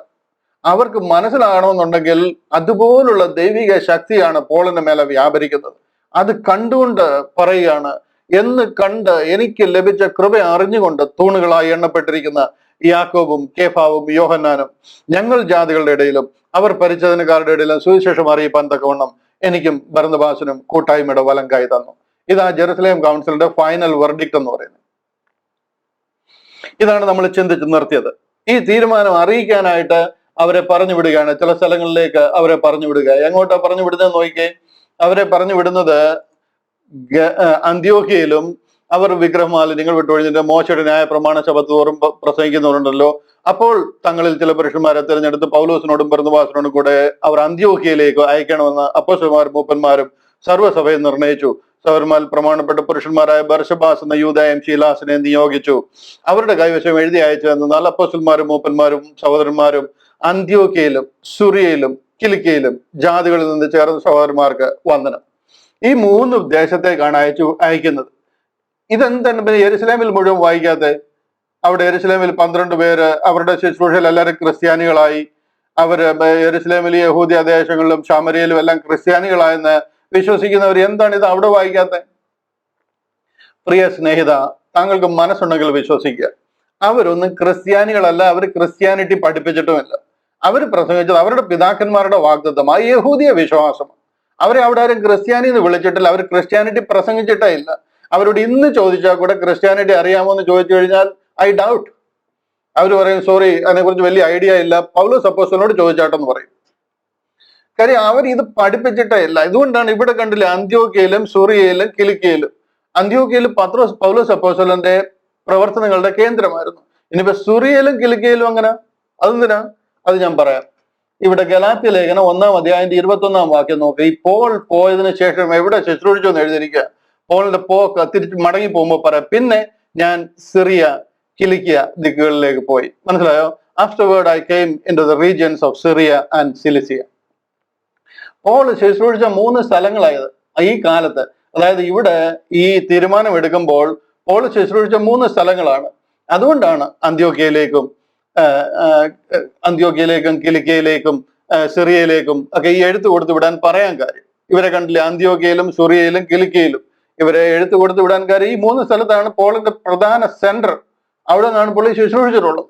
അതുകൊണ്ടാണ് അവിടെ 3 എഴുത്ത് കൊടുത്തു വിടുകയും അവിടെ പോയി വായിക്കാൻ പറയുകയും ചെയ്തത്. ഇവിടം വരെയാണ് നമ്മൾ കഴിഞ്ഞ ദിവസം ചിന്തിച്ച് നിർത്തിയത്.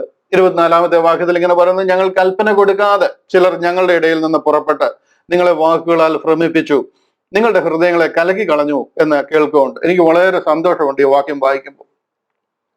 അവരെ പൂർണ്ണമായിട്ട് അംഗീകരിക്കുക. അവർ പറയുകയാണ്, ഞങ്ങൾ കൽപ്പന കൊടുക്കാതെ ഞങ്ങളുടെ ഇടയിൽ നിന്ന്, അതായത് ഞങ്ങളുടെ ചർച്ചിൽ നിന്ന് ചിലർ പുറപ്പെട്ട് വന്ന് നിങ്ങളെ വാക്കുകളാൽ ഭ്രമിപ്പിച്ചു. ആവശ്യമില്ലാതെ ഒത്തിരി കാര്യങ്ങൾ നിങ്ങളോട് ചെയ്യണമെന്നൊക്കെ പറഞ്ഞ് നിങ്ങളെ ഭ്രമിപ്പിച്ചു കളഞ്ഞു, പേടിപ്പിച്ചു കളഞ്ഞു. അതിൻ്റെ ഒന്നും ആവശ്യമില്ല. അത് ഞങ്ങൾ കൊടുത്തിട്ട് വന്നതല്ല, ഞങ്ങൾ പറഞ്ഞിട്ടും വന്ന ആൾക്കാരല്ല. ഞങ്ങളുടെ ചർച്ചയിൽ നിന്നുള്ളവരാണ്, ശരിയാണ്. ബട്ട് അതിപ്പോ നമ്മൾ കൂടി ചിന്തിച്ചിരിക്കുകയാണ്, അതിന്റെ ആവശ്യമില്ല എന്ന് ഞങ്ങൾക്കും പരിശുദ്ധാത്മാവിനും ബോധ്യമായി. അതുകൊണ്ട് അങ്ങനെ ഒരു സംഭവം നടന്നിട്ടുണ്ട്, അതിനെ ആരും അങ്ങനെ പേടിപ്പിക്കാതിരിക്കാൻ വേണ്ടി ഞങ്ങൾ എഴുത്തു കൊടുത്തു വിടുകയാണ് എന്നെല്ലാം പറഞ്ഞ ഒരു തീരുമാനം വളരെ പക്വമായ രീതിയിൽ പരിശുദ്ധാത്മാവിനാൽ അവിടെ തിരഞ്ഞെടുക്കപ്പെട്ടിരിക്കുക. ഇതൊരു വലിയ ദൈവിക നിയോഗമായി ഇതിൽ നടക്കുന്നത്. ഇവർക്ക് മിസ്റ്ററി വെളിപ്പെട്ടിട്ടില്ല. പൗലോസ് അപ്പോസ്തലൻ മിസ്റ്ററിയുടെ കാര്യങ്ങളൊക്കെ ഇനി ഇവരെ പറഞ്ഞ് മനസ്സിലാക്കണമെന്നുണ്ടെങ്കിൽ മാസങ്ങൾ ഇരുന്ന് പറഞ്ഞു കഴിഞ്ഞാൽ ഇവർ ഇത് ഉൾക്കൊള്ളാൻ പറ്റത്തുള്ളൂ. അപ്പോൾ അവർക്ക് ഈ കാര്യങ്ങൾ മനസ്സിലാകാൻ പഴയ നിയമം മുതലേ കൃപയുണ്ടെന്നും കൃപയാൽ ജാതികൾ രക്ഷിക്കപ്പെടുമെന്നൊക്കെ പ്രവാചകന്മാർ മുഖാന്തരം പറഞ്ഞിരിക്കുന്ന, ആമോസ് പ്രവാചകനൊക്കെ പ്രവചിച്ചിരിക്കുന്ന ആ റെഫറൻസ് അവർക്ക് അറിയാവുന്നത് കൊണ്ട് ആ കാര്യത്തിൽ അങ്ങനെ ഒരു തീരുമാനത്തിലേക്ക് വന്നിരിക്കുക. പോളിനോട് ജാതികളുടെ ഇടയിൽ ശുശ്രൂഷിച്ചോളാനും പറഞ്ഞിരിക്കുക. എന്തൊരു ഫേവറബിൾ ഡിസിഷൻ അവിടെ എടുത്തിരിക്കുന്നത് നോക്കി. ഇതെല്ലാം ദൈവം പരിശുദ്ധാത്മാവിനാൽ ചെയ്തിരിക്കുന്ന ദൈവിക അനുഭവങ്ങളാണ്. 25-ാമത്തെ വാക്യം, ഞങ്ങൾ ചില പുരുഷന്മാരെ തിരഞ്ഞെടുത്ത് നമ്മുടെ കർത്താവായ യേശു ക്രിസ്തുവിന്റെ നാമത്തിന് വേണ്ടി പ്രാണത്യാഗം ചെയ്തവരായ നമ്മുടെ പ്രിയ ബർന്നബാസിനോടും പൗലോസിനോടും കൂടെ നിങ്ങളുടെ അടുക്കൽ അയക്കണം എന്ന് ഞങ്ങൾ ഒരുമനപ്പെട്ട് നിശ്ചയിച്ചു. നോക്കിയേ, പത്രോസ് അപ്പോസ്തലനും യാക്കോബ് അപ്പോസ്തലനും യോഹന്നാനും എല്ലാം ചേർന്നിട്ട് എന്താ ഒരു സ്നേഹം പ്രകടിപ്പിച്ചിരിക്കുന്നത് നോക്കി. അങ്ങനെ വിശുദ്ധ ചുംബനം കൊടുത്തിട്ട് അവർക്ക് എഴുതിയിരിക്കുന്ന മാതിരി ഒരു ഫീൽ അതിനകത്ത് നിന്ന് കിട്ടുന്നത്. നമ്മുടെ പ്രിയ ബർന്നബാസിനോടും ഇവിടെ ഭയങ്കര ആർഗ്യുമെന്റ് കഴിഞ്ഞിരിക്കുക. കഴിഞ്ഞിട്ട് ഒരാഴ്ചയായിട്ട് ഇവിടെ ഭയങ്കര ആർഗ്യുമെന്റ് നടക്കുക. അങ്ങനല്ല ഇങ്ങനെയാണെന്നുള്ള രീതിയിൽ ഭയങ്കര ആർഗ്യുമെന്റ് അങ്ങോട്ട് കൊണ്ട് നടക്കുക. അതിലെല്ലാം അവസാനങ്ങളില് ദൈവമക്കളുടെ ഇടയിൽ ദൈവവചനത്തിന്റെ പരിജ്ഞാനം, ആ കാര്യങ്ങൾ മനസ്സിലാക്കാനായിട്ട് അങ്ങോട്ടും ഇങ്ങോട്ടും ഡിസ്കഷൻ ഉണ്ടാകുന്നുണ്ട്, കുഴപ്പമില്ല. പക്ഷെന്നുണ്ടെങ്കിൽ നമുക്ക് കാര്യങ്ങൾ മനസ്സിലാക്കാനുള്ള ഒരു ഹൃദയ പരമാർത്ഥതയും ഒരു ഓപ്പൺ ഹാർട്ടോടുകൂടി വേണം ഇതിനെയൊക്കെ കാണാനായിട്ട്. ആ ഡിസിഷൻ എടുത്തു കഴിഞ്ഞപ്പോഴത്തേന് പിന്നെ ഒരിക്കലും കണ്ടിട്ടില്ലാത്ത രീതിയിൽ ഭയങ്കരമായിട്ട് പിണങ്ങി തിരിഞ്ഞു പോവുകയല്ല ചെയ്യുന്നത്. ഇത് കഴിഞ്ഞിട്ട് കണ്ടില്ലേ, പ്രിയ ബർന്നബാസിനോടും പൗലോസിനോടും കൂടെ നിങ്ങളുടെ അടുക്കൽ അയക്കണം എന്ന് ഞങ്ങൾ ഒരുമനപ്പെട്ട് നിശ്ചയിച്ചു. ആരാ ഒരുമനപ്പെട്ട്? The whole church. വന്നപ്പോഴേ അവർ പറഞ്ഞതാ, മോശയുടെ ന്യായപ്രമാണം അനുസരിക്കണം, ഇവരെ ആരെ അല്ലാതെ ഇതിൽ ചേർക്കരുത്, പരിച്ഛേദന ഏൽക്കണം എന്നൊക്കെ പറഞ്ഞ പരീശന്മാരാ. അവരെല്ലാവരും ചേർന്നിട്ട്, സഭയെല്ലാം ചേർന്നിട്ട് നിങ്ങളുടെ അടുക്കൽ അയക്കണമെന്ന് ഞങ്ങൾ ഒരുമനപ്പെട്ട് നിശ്ചയിച്ചിരിക്കുക. ഒരു യുനാനിമസ് ഡിസിഷൻ ആണ്. ഇവിടെ വേറെ ഒരു സംഗതിക്കും ഇടയില്ലാത്ത രീതിയിൽ, ഒരു തർക്കത്തിന് ഇടയില്ലാത്ത രീതിയിൽ ഞങ്ങൾ തീരുമാനിച്ചിരിക്കുക, അവരെ അങ്ങനെ നിങ്ങളുടെ ഇടയിലേക്ക് അയക്കുക എന്ന് പറയുകയാണ്. 27-ാമത്തെ വാക്യം, ആകയാൽ ഞങ്ങൾ യൂദയെയും ശീലാസിനെയും അയച്ചിരിക്കുന്നു, അവർ വായ്മൊഴിയായും ഇത് തന്നെ അറിയിക്കും. എഴുതി കൊടുത്തിട്ടുണ്ട്, പിന്നെ അവർ അവിടെ വന്ന് നിങ്ങളെ വായ്മൊഴിയായിട്ടും ഇത് അറിയിക്കും. വിഗ്രഹാർപ്പിതം, രക്തം, ശ്വാസം മുട്ടിച്ചത്, പരസംഗം എന്നിവ വർജിച്ചിരിക്കുന്നത് ആവശ്യമെന്നല്ലാതെ അധികമായ ഭാരമൊന്നും നിങ്ങളുടെ മേൽ ചുമത്തരുതെന്ന് പരിശുദ്ധാത്മാവിനും ഞങ്ങൾക്കും തോന്നിയിരിക്കുന്നു. ഇവിടെ ന്യായപ്രമാണത്തിന്റെ കൽപ്പനകളും പ്രമാണങ്ങളും ഈ കാര്യങ്ങളും ഒന്നും ഫോളോ ചെയ്യണമെന്നല്ല പറയുന്നത്. ഇവിടെ ഈ കാര്യങ്ങളിൽ എന്ത് തീരുമാനിച്ചു എന്നുള്ളൊരു വലിയ ഹിസ്റ്റോറിക്കൽ എവിഡൻസാ ഈ പറയുന്നത്. ഈ കാര്യങ്ങൾ ഒന്നും ചെയ്യേണ്ട ആവശ്യമില്ല എന്ന് ഇവരോട് വളരെ തറപ്പിച്ച് പറയുന്ന ഒരു കാര്യമാണ്.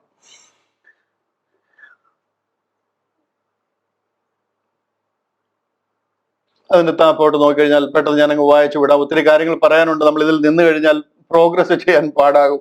അതുകൊണ്ട് ഞാൻ പെട്ടെന്ന് അങ്ങ് വായിച്ചു വിടുക. പലതും പറയണമെന്ന് എന്റെ മനസ്സിലുണ്ട്, പക്ഷെ നമ്മൾ ഇവിടെ നിൽക്കത്തില്ല. ഇവ വർജിച്ച് സൂക്ഷിച്ചുകൊണ്ടാൽ നന്ന് ശുഭമായിരിക്കും. അങ്ങനെ അവർ വിടവാങ്ങി അന്ത്യോക്യയിൽ ചെന്ന് ജനസമൂഹത്തെ കൂട്ടി വരുത്തി ലേഖനം കൊടുത്തു. അവർ പോയ ഭാഗമാണ്. അവർ ഈ ആശ്വാസവചനം വായിച്ച് സന്തോഷിച്ചു. യൂദയും ശീലാസും പ്രവാചകന്മാരാകൊണ്ട് പല വചനങ്ങളാലും സഹോദരന്മാരെ പ്രബോധിപ്പിച്ചു. ഇവിടെ ഒന്നും അധികം ടേക്ക് അവേ ഇല്ലാത്തതുകൊണ്ട് ഞാൻ അങ്ങ് വായിച്ചു വിടുക. കുറെ നാൾ താമസിച്ച ശേഷം സഹോദരന്മാർ അവരെ അയച്ചവരുടെ അടുക്കിലേക്ക് സമാധാനത്തോട് പറഞ്ഞയച്ചു. എങ്ങനെ? ഇവരെ കുറെ നാൾ അവിടെ താമസിച്ചു, കാര്യങ്ങളൊക്കെ പറഞ്ഞതിന് ശേഷം. ഇവരിപ്പം ഫ്ലൈറ്റിനൊന്നും അല്ലല്ലോ വരുന്നത്, മനസ്സിലായോ? വന്ന് അവിടെ കുറെ നാൾ താമസിച്ചു. അത് കഴിഞ്ഞിട്ട് കാര്യങ്ങളൊക്കെ മനസ്സിലായി പറഞ്ഞു കൊടുത്തതിന് ശേഷം സമാധാനത്തോടെ അവരെ പറഞ്ഞയച്ചു. എന്നാൽ പൗലോസും ബർന്നബാസും അന്ത്യോക്യയിൽ പാർത്തു. മറ്റു പലരോടും കൂടി കർത്താവിന്റെ വചനം ഉപദേശിച്ചും സുവിശേഷിച്ചും കൊണ്ടിരുന്നു. നിങ്ങൾ ഇതിന്റെ ആ ഇംഗ്ലീഷും മലയാളവും ഒന്ന് നോക്കിക്കേ.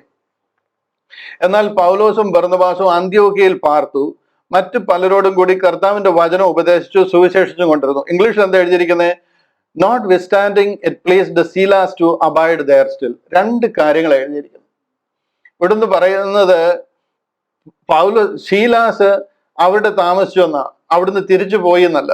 എന്നാൽ പൗലോസും ബർന്നബാസും അന്ത്യോക്യയിൽ പാർത്തും മറ്റു പലരോടും കർത്താവിന്റെ വചനം ഉപദേശിച്ചും സുവിശേഷിച്ചും കൊണ്ടിരുന്നു. അത് ശരിയാ, പക്ഷെ താഴെ പറഞ്ഞിരിക്കുന്നുണ്ട് notwithstanding it pleased Silas to abide there still. ഈ ഒരു വാക്യത്തെ കംപ്ലീറ്റ് മലയാളത്തിൽ നിന്ന് മാറ്റിയിരിക്കുക. മലയാളം ട്രാൻസ്ലേഷനിൽ ഇതിന്റെ ട്രാൻസ്ലേഷനേ ഇല്ല. ആ ഒരു 34-ാമത്തെ ലൈനെ, ആ ഒരു വാക്യത്തെ കംപ്ലീറ്റ് ഡിലീറ്റ് ചെയ്തിരിക്കുക. മലയാളം ബൈബിളിൽ അങ്ങനെ ഒരു വാക്യമില്ല. മലയാളം നല്ല പല ബൈബിളുകളിലും അത് ഡിലീറ്റ് ചെയ്തിരിക്കുക.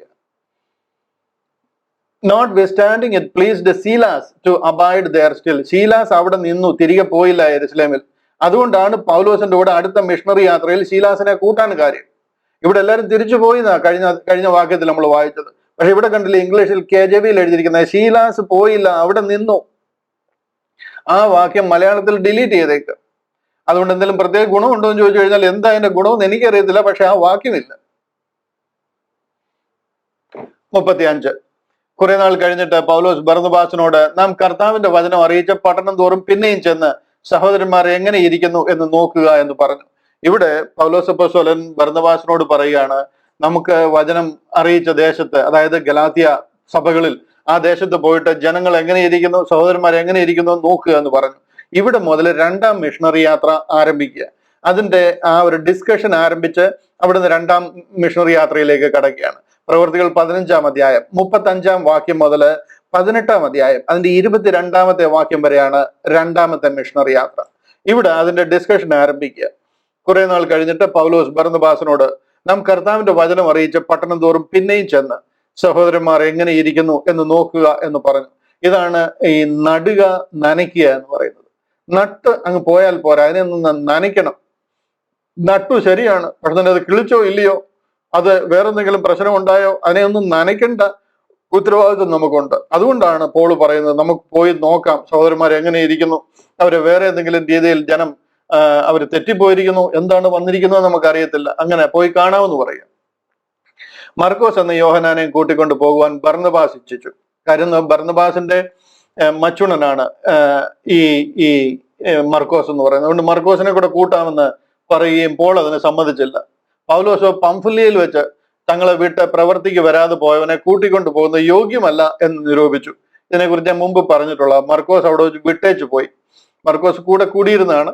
പക്ഷെന്നുണ്ടെങ്കിൽ മർക്കോസ് വിട്ടിട്ട് പോയതുകൊണ്ട് തന്നെ കൂട്ടുന്നത് ശരിയല്ല, അതുകൊണ്ട് അദ്ദേഹത്തെ എടുക്കണ്ട, നമ്മുടെ കൂടെ അടുത്ത ട്രിപ്പിൽ കൊണ്ടുപോകണ്ട, സെക്കൻഡ് മിഷണറി യാത്രയിൽ കൊണ്ടുപോകണ്ട എന്ന് പൗലോസ് വാദിച്ചു.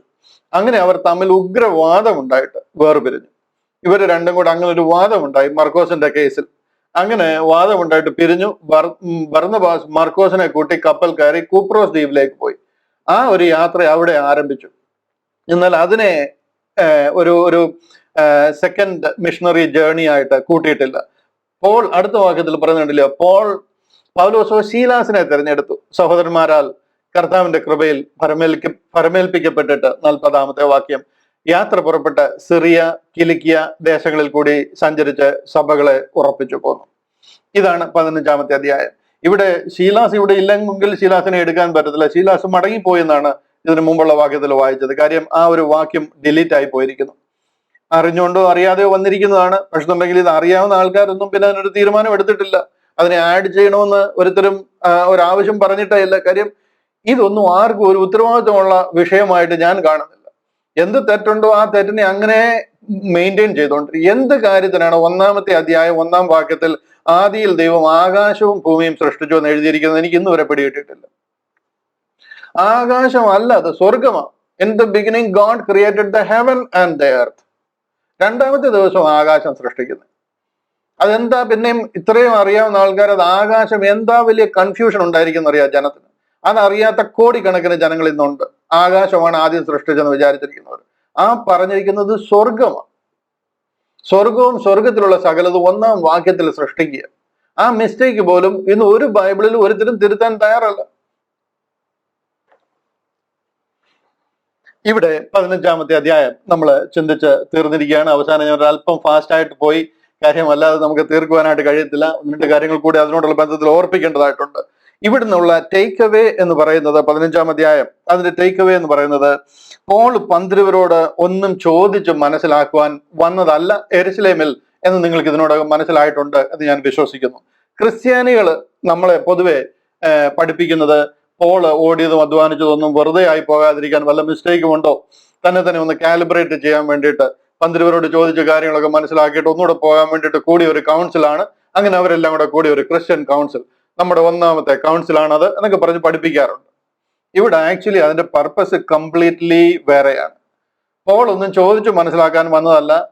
ഇവിടെ എന്നെ ദൈവം ഫലമേൽപ്പിച്ചിരിക്കുന്ന ഒരു വലിയ ഉത്തരവാദിത്വമുണ്ട്. ഞാൻ അതാണ് ഇവിടെ ശുശ്രൂഷിക്കുന്നത്.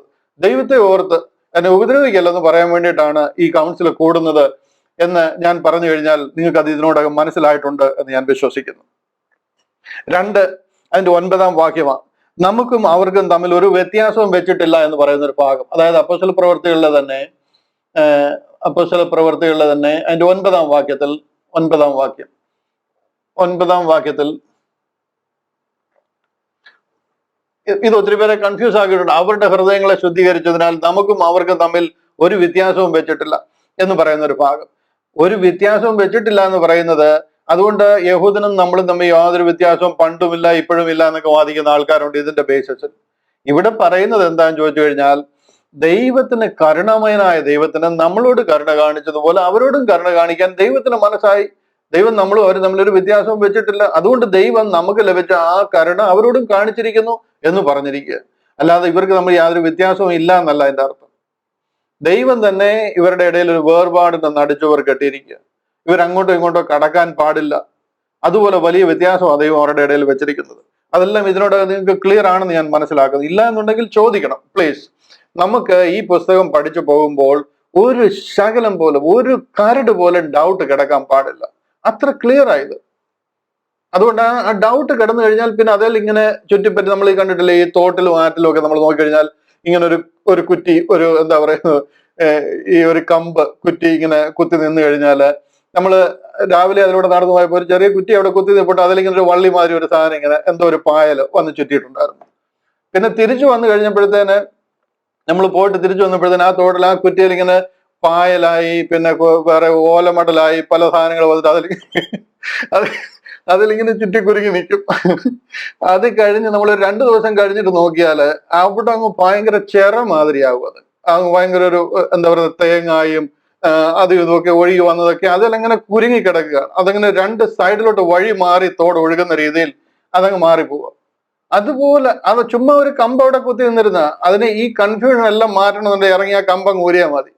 ആ കുറ്റി അങ്ങ് ഊരി കളഞ്ഞിട്ട് ഇതെല്ലാം പോകും എന്ന് പറഞ്ഞ ഒരു ചെറിയ കരട് കിടന്നാൽ മതി. അതിലെങ്ങനെ ചുറ്റി ചുറ്റി അടുത്ത സംശയങ്ങൾ അടുത്ത സംഗതികളെല്ലാം വന്ന് അങ്ങ് പിന്നെ നമുക്ക് ഒരു പിടിയും കിട്ടത്തില്ല എന്താ പറയുന്നതെന്ന് പോലും. അപ്പൊ അങ്ങനെ അവസരം കൊടുക്കൽ. എന്തെങ്കിലും സംശയം ഉണ്ടല്ലോ അതിനെ ക്ലാരിഫൈ ചെയ്ത് ക്ലിയർ ചെയ്ത് പോകണം. ഇവിടെ അടുത്തത് കർത്താവിന്റെ കൃപയാൽ രക്ഷ പ്രാപിക്കുന്നു. ഈ 11-ാമത്തെ വാക്യം, അതും എനിക്ക് തോന്നുന്നത് ഞാൻ ആവശ്യത്തിന് ക്ലാരിഫിക്കേഷൻ അതിന് തന്നു. കർത്താവായ യേശുവിന്റെ കൃപയാൽ രക്ഷ പ്രാപിക്കുമെന്ന് നാം വിശ്വസിക്കുന്ന പോലെ അവരും വിശ്വസിക്കുന്നു.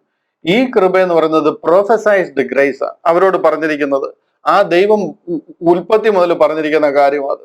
അവരെ ദൈവം കരുണ കാണിക്കുന്നു, കൃപ കാണിക്കുമെന്നുള്ളത്. ആ കൃപയുടെ കാര്യം അവർ പറയുന്നത്. അല്ലാതെ മറഞ്ഞിരുന്ന മിസ്റ്ററി ആയിരുന്ന ആ ഒരു സ്വർഗീയ മർമ്മമായിരുന്ന ഒരു കൃപയല്ല. അതിലാണ് നമ്മൾ രക്ഷിക്കപ്പെട്ടിരിക്കുന്നത്. ഇതൊക്കെ കണ്ടു കഴിഞ്ഞിട്ട് അവരും കൃപയാൽ രക്ഷിക്കപ്പെട്ടു, നമ്മളും കൃപയാൽ രക്ഷിക്കപ്പെട്ടു. അതുകൊണ്ട് എന്താണ്, എല്ലാവർക്കും കൃപയാണെന്ന് പറഞ്ഞ് പോകുന്ന ഒരു വാക്യം. ഇതിന്റെയും ഡീറ്റെയിൽ ആയിട്ട് ഞാൻ നിങ്ങളോട് പറഞ്ഞ് മനസ്സിലാക്കി. നിങ്ങൾക്ക് അത് വിഷയം മനസ്സിലായി എന്ന് ഞാൻ വിശ്വസിക്കുന്നു. 24-ാമത്തെ വാക്യം നമ്മൾ കണ്ടു. ഞങ്ങൾ കൽപ്പന കൊടുക്കാതെ ഞങ്ങളുടെ ഇടയിൽ നിന്നും ചിലർ വന്നു എന്ന് പറഞ്ഞിട്ട്. അപ്പൊ അവരുടെ ഇടയിൽ നിന്ന് തന്നെയാണ് പോയെന്നുള്ളത് കറക്റ്റ് ആണ്. കാര്യങ്ങൾ എല്ലാവർക്കും മനസ്സിലായിട്ടുണ്ട്. അവരുടെ ഇടയിൽ നിന്ന് ചെന്ന ഒരാൾക്കെതിരായിട്ടാണ് പോൾ ഇത്രയും അവിടെ ഭയങ്കരമായിട്ട് അവരോട് എന്താ പറയുന്നത്, ഇത്തരം ഒരു അൾട്ടിമേറ്റം കൽപ്പിക്കുന്ന രീതിയിൽ ഗലാത്യരോട് സംസാരിച്ചത്. ബുദ്ധിയില്ലാത്ത ഗലാത്യരെ, യേശു ക്രിസ്തു നിങ്ങളുടെ മുമ്പിൽ കണ്ണിന് മുമ്പിൽ ക്രൂശിക്കപ്പെട്ടവനായി വരച്ച് കിട്ടിയിരിക്കെ നിങ്ങളെ ക്ഷുദ്രം ചെയ്ത് മയക്കിയതാര്? അപ്പൊ ഇത് ക്ഷുദ്രമാണോ അല്ലയോ? നിങ്ങൾ തീരുമാനിച്ചാൽ. ഈ ക്ഷുദ്രം പറയാൻ ഞങ്ങളുടെ സഭയിൽ നിന്നും ചിലർ അവിടെ വന്നിരുന്നു എന്ന് പറയുന്നത് ക്ഷുദ്രമായിരുന്നു അല്ലയോ? ഈ ക്ഷുദ്രത്തിലാണ് നമ്മൾ ഇന്ന് മുങ്ങിയിരിക്കുന്നത്. സത്യം ഒരിടത്ത് കിടക്കുന്നു, പക്ഷെ ക്ഷുദ്രം വേറൊരിടത്ത് നിൽക്കുന്നു. ന്യായപ്രമാണം പാലിക്കേണ്ട, മറിച്ച് അതിൽ നിന്ന് ഒഴിവുള്ളവരായിട്ടും ന്യായപ്രമാണത്തിന്റെ തീരുമാനമാണ് 15-ാം അധ്യായത്തിൽ എടുത്തിരിക്കുന്നത്. അതിലെന്താണ്? ന്യായപ്രമാണം പാലിക്കണോ? 10 കൽപ്പനയും പരിച്ഛേദനയും പൗരോഹിത്യവും 613 നിയമാവലികളും ഒക്കെ അടങ്ങുന്ന ന്യായപ്രമാണം പാലിക്കണമെന്നാണോ തീരുമാനമെടുത്താൽ അതൊന്നും വേണ്ടെന്നാണോ? മനസ്സിലായോ? 15-ാം അധ്യായത്തിലെ തീരുമാനം എന്താണ്? ക്രിസ്ത്യൻ കൗൺസിലിലെ തീരുമാനം എന്താണ്? എന്ത് കിട്ടിയാലും അതിനെ വളച്ചൊടിച്ച് പ്രസംഗിച്ച് അതിനെ നമ്മുടെ പക്ഷത്താക്കാൻ നോക്കല്ല. സത്യവചനത്തെ സത്യമായിട്ട് മനസ്സിലാക്കണം. ചിലർക്ക് ഭയങ്കര കഴിവാണ്, ഭയങ്കര ടാലന്റ് ആണ്, തെറ്റായിട്ടുള്ള കാര്യങ്ങളാണ് നമുക്ക് ഫേവറായിട്ടുള്ള കാര്യങ്ങളല്ല എങ്കിൽ കൂടെ അതിനെ പ്രസംഗിച്ച് അതിനെ ഫേവറബിൾ ആക്കി തീർക്കും. അങ്ങനെയാണ് ഇന്ന് ക്രിസ്ത്യാനികൾ പല കാര്യങ്ങളും വിശ്വസിച്ചത്. ഈ 15-ാം അധ്യായം എത്ര ക്ലിയർ അതിനെ മനസ്സിലാക്കേണ്ട രീതിയിൽ പഠിച്ചു കഴിഞ്ഞാൽ എത്ര ക്ലിയർ ആണെന്ന് നോക്കി. പക്ഷെ അതിനെ ചുറ്റിപ്പറ്റി എന്തോ ഒരു കൺഫ്യൂഷനാണ് ക്രിസ്ത്യാനിറ്റിയിൽ ഉണ്ടായിരിക്കുന്നത് അറിയാം. 1-ാമത്തെ ക്രിസ്ത്യൻ കൗൺസിൽ എന്ന് അഭിമാനിക്കുന്ന കൗൺസിലാണ് എന്തോ ക്രിസ്ത്യൻസിന്റെ ഫേവറായിട്ട് 12 അപ്പോസ്തലന്മാർ ചേർന്ന് തീരുമാനമെടുത്തു എന്ന് പറഞ്ഞിട്ട്. എന്താ അതിനകത്തിലെ നിജസ്ഥിതി എന്ന് നിങ്ങൾക്ക് മനസ്സിലായി എന്ന് ഞാൻ വിശ്വസിക്കുന്നു. നിങ്ങൾ ജാതികളുടെ ഇടയിലും ഞങ്ങൾ പരിച്ഛേദനക്കാരുടെ ഇടയിലും. ഹലോ, ഇതാരായി പറയുന്നത്? നിങ്ങൾ പറയുന്ന ഉലകം മുഴുവനും പോയി ക്രിസ്ത്യാനികളാക്കിയെന്ന് പറയുന്ന ആൾക്കാരാണ് ഈ പറയുന്നത്. 12 വരെ മേൽ കർത്താവ് ഗ്രേറ്റ് കമ്മീഷൻ കൊടുത്തു, അവരങ്ങ് കേരളത്തിൽ വരെ വന്നു, അവര് കംപ്ലീറ്റ് എല്ലാവരെയും ക്രിസ്ത്യാനികളാക്കി എന്ന് പറയുന്ന ആൾക്കാരെടുക്കുന്ന തീരുമാനമായത്. നിങ്ങൾ ജാതികളുടെ ഇടയിലും ഞങ്ങൾ പരിച്ഛേദനക്കാരുടെ ഇടയിലും നിന്നോളാം. കർത്താവ് കൊടുത്ത കൽപ്പനയാണ്, അത് അവർക്ക് മനസ്സിലായി. അതുകൊണ്ടാണ് അവർ പരിച്ഛേദനക്കാരുടെ ഇടയിൽ നിൽക്കുന്നത്. നമുക്ക് മനസ്സിലാകാത്തത്, നമ്മൾ അവരെ പിടിച്ച് ക്രിസ്ത്യാനികളാക്കുന്നത് കൊണ്ടാണ് ഈ പ്രശ്നം. അവര് ചോദിക്കുന്നു, അവർക്ക് ഈ ക്രിസ്ത്യാനിറ്റി എന്താണെന്നേ അറിയത്തില്ല. നിങ്ങൾ ഈ പറയുന്ന മാതിരി ഒരു അപ്പോസ്തലന്മാരും ക്രിസ്ത്യാനിറ്റിയുമായിട്ട് ഇൻവോൾവ് ആയിട്ടില്ല. Saint Thomas, Saint John, Saint Peter, Saint Jacob എന്നൊക്കെ പറഞ്ഞിട്ട്, സെയിന്റ് ജെയിംസ് എന്നൊക്കെ പറഞ്ഞിട്ട് നമ്മൾ അവരെ ഓരോ കിരീടം വെച്ച് അവരെ നമ്മുടെ അപ്പോസ്തലന്മാരാണ് തീർച്ചയായിട്ടും. പക്ഷെ അവരെ വിളിച്ചിരിക്കുന്ന പദ്ധതി വേറെ. പോളിന്റെയും ബർന്നബാസിന്റെയും മേൽ പകർന്നിരിക്കുന്ന ദൈവകൃപ കണ്ട് അവരെ ഏൽപ്പിച്ചിരിക്കുന്ന ശുശ്രൂഷ ദൈവികമെന്ന് അവർ കൺഫേം ചെയ്യുക. അതുപോലെ തന്നെ ഇവിടെ വേറൊരു ചോദ്യം, എത്ര ശിഷ്യന്മാരാ ജാതികളുടെ ഇടയിൽ പോയത്? ഞാനതൊന്ന് ജസ്റ്റ് നോട്ട് ചെയ്തിരുന്നു. 2 പോയിന്റുകളാണ്. ആരും അവിടെ പോയിട്ടില്ല എന്നുള്ളത് വളരെ ക്ലിയർ ആണ്. ഒരു ജാതികളുടെ അടുക്കൽ പോയിട്ടില്ല. അവർ പോയത് യഹൂദിന്റെ അടുക്കലാണ്. ആ യഹൂദിന്റെ അടുക്കൽ പൊക്കോളാം എന്നുള്ള തീരുമാനമാണ് 15-ാം അധ്യായത്തിൽ എടുത്തത്. ഇപ്പം അന്ത്യകാലത്ത് ദൈവം അവിടെ ആരംഭിക്കുന്ന ഒരു ആദ്യകാലത്തെ ആ ഒരു ക്രിസ്ത്യാനിറ്റി എന്ന് പറയുന്നത് ബോഡി ഓഫ് ക്രൈസ്റ്റ് എന്ന ക്രിസ്ത്യാനിറ്റിയാണ്. നമ്മൾ പ്രസംഗിക്കുന്ന നിങ്ങൾക്ക് മനസ്സിലാകുന്ന, ഞാൻ ഈ പ്രസംഗിക്കുന്ന, ഞാൻ ഈ തൊണ്ടയിലെ വെള്ളം പറ്റിക്കുന്ന ഈ കാര്യമാണ് അവിടുത്തെ ക്രിസ്ത്യാനിറ്റി അല്ലെങ്കിൽ ബോഡി ഓഫ് ക്രൈസ്റ്റ് എന്ന് പറയുന്നത്. എന്നാൽ മിസ്റ്ററി റെവലേഷൻ അറിയാത്ത, പോളിനെ അറിയാത്ത ഒരു വലിയ ഗ്രൂപ്പിനെ പാരലായിട്ട് അവിടെ സാത്താൻ വളർത്താനായിട്ട് ഇടയായി. മനസ്സിലാവുന്നുണ്ടോ നിങ്ങൾക്ക്? ഇതിനു മുമ്പുള്ള അധ്യായങ്ങളിൽ സംസാരിച്ചിട്ടുള്ള വിഷയമാണ്. നമ്മൾ 11ാമത്തെ അധ്യായം പഠിച്ചപ്പോൾ വന്നിട്ടുള്ള കാര്യം, മനസ്സിലായിട്ടുള്ള കാര്യമാണ്. ഈ മിസ്റ്ററി റെവലേഷൻ മനസ്സിലാകാതിരിക്കാൻ പൗലോസ് അപ്പോസ്തലൻ കൂടെ ദൈവം സ്വർഗത്തെ വീണ്ടെടുക്കുന്ന ആ സ്വർഗീയ പദ്ധതി മനസ്സിലാകാതിരിക്കാൻ പാരലായിട്ട് സാത്താൻ ഇവിടെ ഒത്തിരി കാര്യങ്ങൾ ചെയ്യുന്നുണ്ട്. അവൻ ഒരു ഭയങ്കര ഗ്രൂപ്പിനെ വളർത്തിയെടുത്തിട്ടുണ്ട്.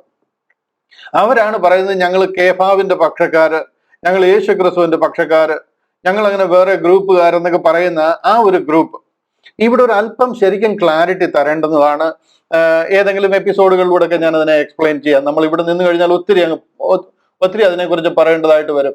എന്നാലും ഇന്നെന്തായാലും എനിക്കൊരു പുതിയൊരു വിഷയത്തിലേക്ക് കടക്കാൻ പറ്റുന്നില്ലാത്തതുകൊണ്ടും ഇത് തന്നെ വളരെ നിർബന്ധിക്കുന്നുകൊണ്ടും ഞാൻ ഇവിടെ ഒരല്പം കൂടെ ഒന്ന് പറഞ്ഞിട്ട് നമുക്ക് പ്രാർത്ഥിച്ച് അവസാനിപ്പിക്കാം. ഈ ഒരു ഗ്രൂപ്പ്, അതായത് പോളിനെതിരായിട്ട് തിരിഞ്ഞ, അല്ലെങ്കിൽ പോൾ പ്രസംഗിക്കുന്ന ഈ സുവിശേഷത്തിന് എതിരായിട്ട് തിരിഞ്ഞ ഒരു ഗ്രൂപ്പ് ഉണ്ട്. ആ ഗ്രൂപ്പാണ് പറയുന്നത് ഞങ്ങൾ കേഫാവിന്റെ പക്ഷക്കാര്, ഞങ്ങള് യേശു ക്രിസ്തുവിന്റെ പക്ഷക്കാര്. ഇത് ശരിക്കും ഇതിന്റെ പിന്നിൽ പ്രവർത്തിക്കുന്ന സാത്താനാണ്. നിങ്ങൾ എന്നോട് കൂടെ ഉണ്ടെന്ന് ഞാൻ മനസ്സിലാക്കുന്നു. സാത്താൻ വളരെ സ്ട്രാറ്റജിക് ആയിട്ട് ഉപയോഗിക്കുന്ന ഒരു ഗ്രൂപ്പാണ് ആ കേഫാവിന്റെ പക്ഷക്കാരെന്നും യേശു ക്രിസ്തുവിന്റെ പക്ഷക്കാരെന്നൊക്കെ പറഞ്ഞ് ക്രിസ്ത്യാനിറ്റി എന്ന് പറഞ്ഞൊരു ഗ്രൂപ്പ്. അതായത് പൗലോസിൽ കൂടി ഉലക സ്ഥാപനം മുതൽ സ്വർഗത്തിൽ മറഞ്ഞിരുന്ന ഒരു സ്വർഗീയ പദ്ധതി ദൈവം വെളിപ്പെടുത്തി അത് ലോകത്തെ അറിയിച്ചുകൊണ്ടിരിക്കുമ്പോൾ പോളിനെ അംഗീകരിക്കാതെ ഞങ്ങൾ കേഫാവിന്റെ പക്ഷക്കാരെന്നും ഞങ്ങൾ യേശു ക്രിസ്തുവിന്റെ പക്ഷക്കാരെന്നൊക്കെ പറഞ്ഞ് ഡെവലപ്പ് ആയിരിക്കുന്ന ഒരു വലിയ ടീമുണ്ട്.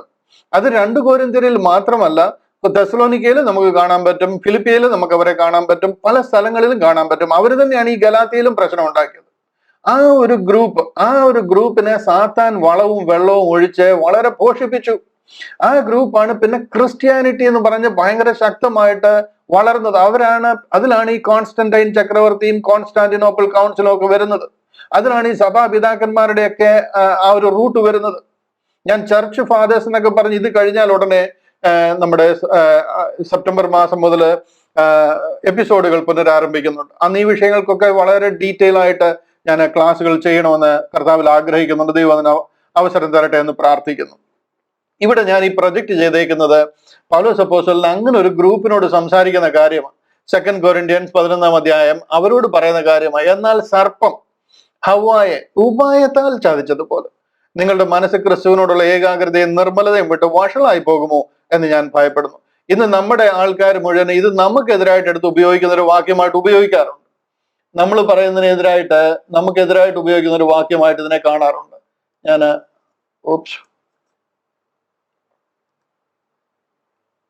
ഓക്കെ. എന്നാൽ സർപ്പം ഹവ്വായെ ഉപായത്താൽ ചതിച്ചതുപോലെ നിങ്ങളുടെ മനസ്സ് യേശു ക്രിസ്തുവിനോടുള്ള ഏകാഗ്രതയും നിർമ്മലതയും വിട്ട് വഷളായി പോകുമോ എന്ന് ഞാൻ ഭയപ്പെടുന്നു എന്ന് പോൾ ഇത് ആരോടാ പറയുന്നതെന്ന് അറിയാമോ? ഈ ഗ്രൂപ്പിനോട്. പാരലായിട്ട് ഇങ്ങനെ ഒരു ഗ്രൂപ്പ്, ഇതിനെയാണ് ക്രിസ്ത്യാനിറ്റി എന്ന് ഊട്ടി ഉറപ്പിച്ച് വളർത്തി പിതാക്കന്മാരും ചർച്ച് ഫാദേഴ്സും ഒക്കെ വന്ന റൂട്ട് ഇതിലാണ്. ഇങ്ങനെ ഒരു ഗ്രൂപ്പ് ഉണ്ട്. ഇവരെന്നും പോളിനെതിരായിരുന്നു. ഇന്നും എതിരാണ്, അന്നും എതിരാണ്. ഇന്ന് നമുക്ക് എതിരായിട്ട് എങ്ങനെ ക്രിസ്ത്യാനിറ്റി തിരിഞ്ഞിരിക്കുന്നു, അന്ന് പോളിനെതിരായിട്ട് തിരിഞ്ഞിരുന്ന ഗ്രൂപ്പായി ഇവർ. ഒരുത്തൻ വന്ന് ഞങ്ങൾ പ്രസംഗിക്കാത്ത മറ്റൊരു യേശുവിനെ, പോൾ പറയുക, ഞാൻ നിങ്ങളെ പരിചയപ്പെടുത്തിയ ഒരു യേശുവുണ്ട്, ഞാൻ നിങ്ങളെ അറിയിച്ച ഒരു സുവിശേഷമുണ്ട്, നിങ്ങൾക്ക് ലഭിച്ചിരിക്കുന്ന ഒരു ആത്മാവുണ്ട്. അത് അല്ലാതെ വേറൊരു യേശുവിനെ, അതാണ് യഹൂദിയ മശിഹ, ആ ഒരു മശിഹ അല്ല നിങ്ങൾ രക്ഷിക്കപ്പെട്ടിരിക്കുന്നത്. അത് തന്നെയാണ്. പക്ഷെ എന്നുണ്ടെങ്കിൽ പർപ്പസ് അതല്ല. നിങ്ങൾ കർത്താവിന്റെ ക്രൂശിലൂടെ രക്ഷിക്കപ്പെട്ടവരാ. ഞാൻ വന്ന് പ്രസംഗിക്കാത്ത മറ്റൊരു യേശുവിനെ പ്രസംഗിക്കൂ, നിങ്ങൾക്ക് ലഭിക്കാത്ത വേറൊരു ആത്മാവെങ്കിലും, നിങ്ങൾ കൈക്കൊള്ളാത്ത വേറൊരു സുവിശേഷമെങ്കിലും ലഭിക്കുകയോ ചെയ്യുമ്പോൾ നിങ്ങൾ പൊറുക്കുന്നത് ആശ്ചര്യം. നിങ്ങളെ ഞാൻ ഇത്രയും പഠിപ്പിച്ചിട്ടും ഈ കാര്യങ്ങൾ നിങ്ങൾക്ക് മനസ്സിലാകാത്തത് ആശ്ചര്യമെന്ന് പോൾ പറയുക. സെയിം തിങ് ആണ് ഞാൻ ഈ പറയുന്നത്, അല്ലെങ്കിൽ എൽദോ ബ്രദർ ഈ പറയുന്നത്, അല്ലെങ്കിൽ ഗ്രേസ് ഗോസ്പൽ പ്രസംഗിക്കുന്നവർ ഈ പറയുന്നത്. ഞാൻ അതിശ്രേഷ്ഠതയുള്ള അപ്പോസ്തലന്മാരെക്കാൾ ഒട്ടും കുറഞ്ഞവനല്ല എന്ന് നിരൂപിക്കുന്നു. സർ, നിങ്ങൾ 12 അപ്പോസ്തലന്മാരെ കുറിച്ച് പറയുന്നു, കേഫാവിന്റെ പക്ഷക്കാർ, യോഹന്നാന്റെ പക്ഷക്കാരെന്നൊക്കെ നിങ്ങൾ പറയുന്നു. ഞാൻ അതിൽ ഒട്ടും കുറഞ്ഞവനല്ല. അപ്പോൾ അതിനെക്കുറിച്ചൊക്കെ അടുത്ത അധ്യായത്തിലൊക്കെ വിവരിക്കുന്നുണ്ട്. ഞാൻ വാക്സാമർത്ഥ്യമില്ലാത്തവനെങ്കിലും പരിജ്ഞാനമില്ലാത്തവനല്ല. ഞങ്ങൾ അത് നിങ്ങൾക്ക് എല്ലായ്പ്പോഴും എല്ലാ വിധത്തിലും വെളിപ്പെടുത്തിയിരിക്കുന്നു. അല്ലെങ്കിൽ ഞാൻ ദൈവത്തിന്റെ സുവിശേഷത്തിന് താപ്പോട്ട് വായിച്ചു വരണം, നിങ്ങൾ കാണാം. നിങ്ങളുടെ ഇടയിൽ ഇരുന്നപ്പോൾ മുട്ടുണ്ടായാറെ, എന്നിലുള്ള ക്രിസ്തുവിന്റെ സത്യത്തെ അഖായ പ്രദേശങ്ങളിൽ ഈ പ്രശംസ എനിക്ക് ആരും ഇല്ലാതാക്കിയില്ല. അത് എന്തുകൊണ്ട്? ഞാൻ നിങ്ങളെ സ്നേഹിക്കുന്നത് കൊണ്ടോ? ദൈവം അറിയുന്നു. എന്നെ നിന്ദിപ്പാൻ കാരണം അന്വേഷിക്കുന്നവർക്ക് കാരണം അറുത്ത് കളയേണ്ടതിന് ഞാൻ ചെയ്യുന്നത് മേലാലും ചെയ്യും. അവർ പ്രശംസിക്കുന്ന കാര്യത്തിൽ ഞങ്ങളെ പോലെ അവരും കാണട്ടെ. ഇത് പോളിന് എതിരായിട്ടുള്ള ഒരു ഗ്രൂപ്പ് അപ്പോസ്തലന്മാര്, ആ ഒരു ഗ്രൂപ്പ്, അതാണ് ഇത്. ഇങ്ങനെയുള്ളവർ കള്ള അപ്പോസ്തലന്മാർ. കണ്ടോ?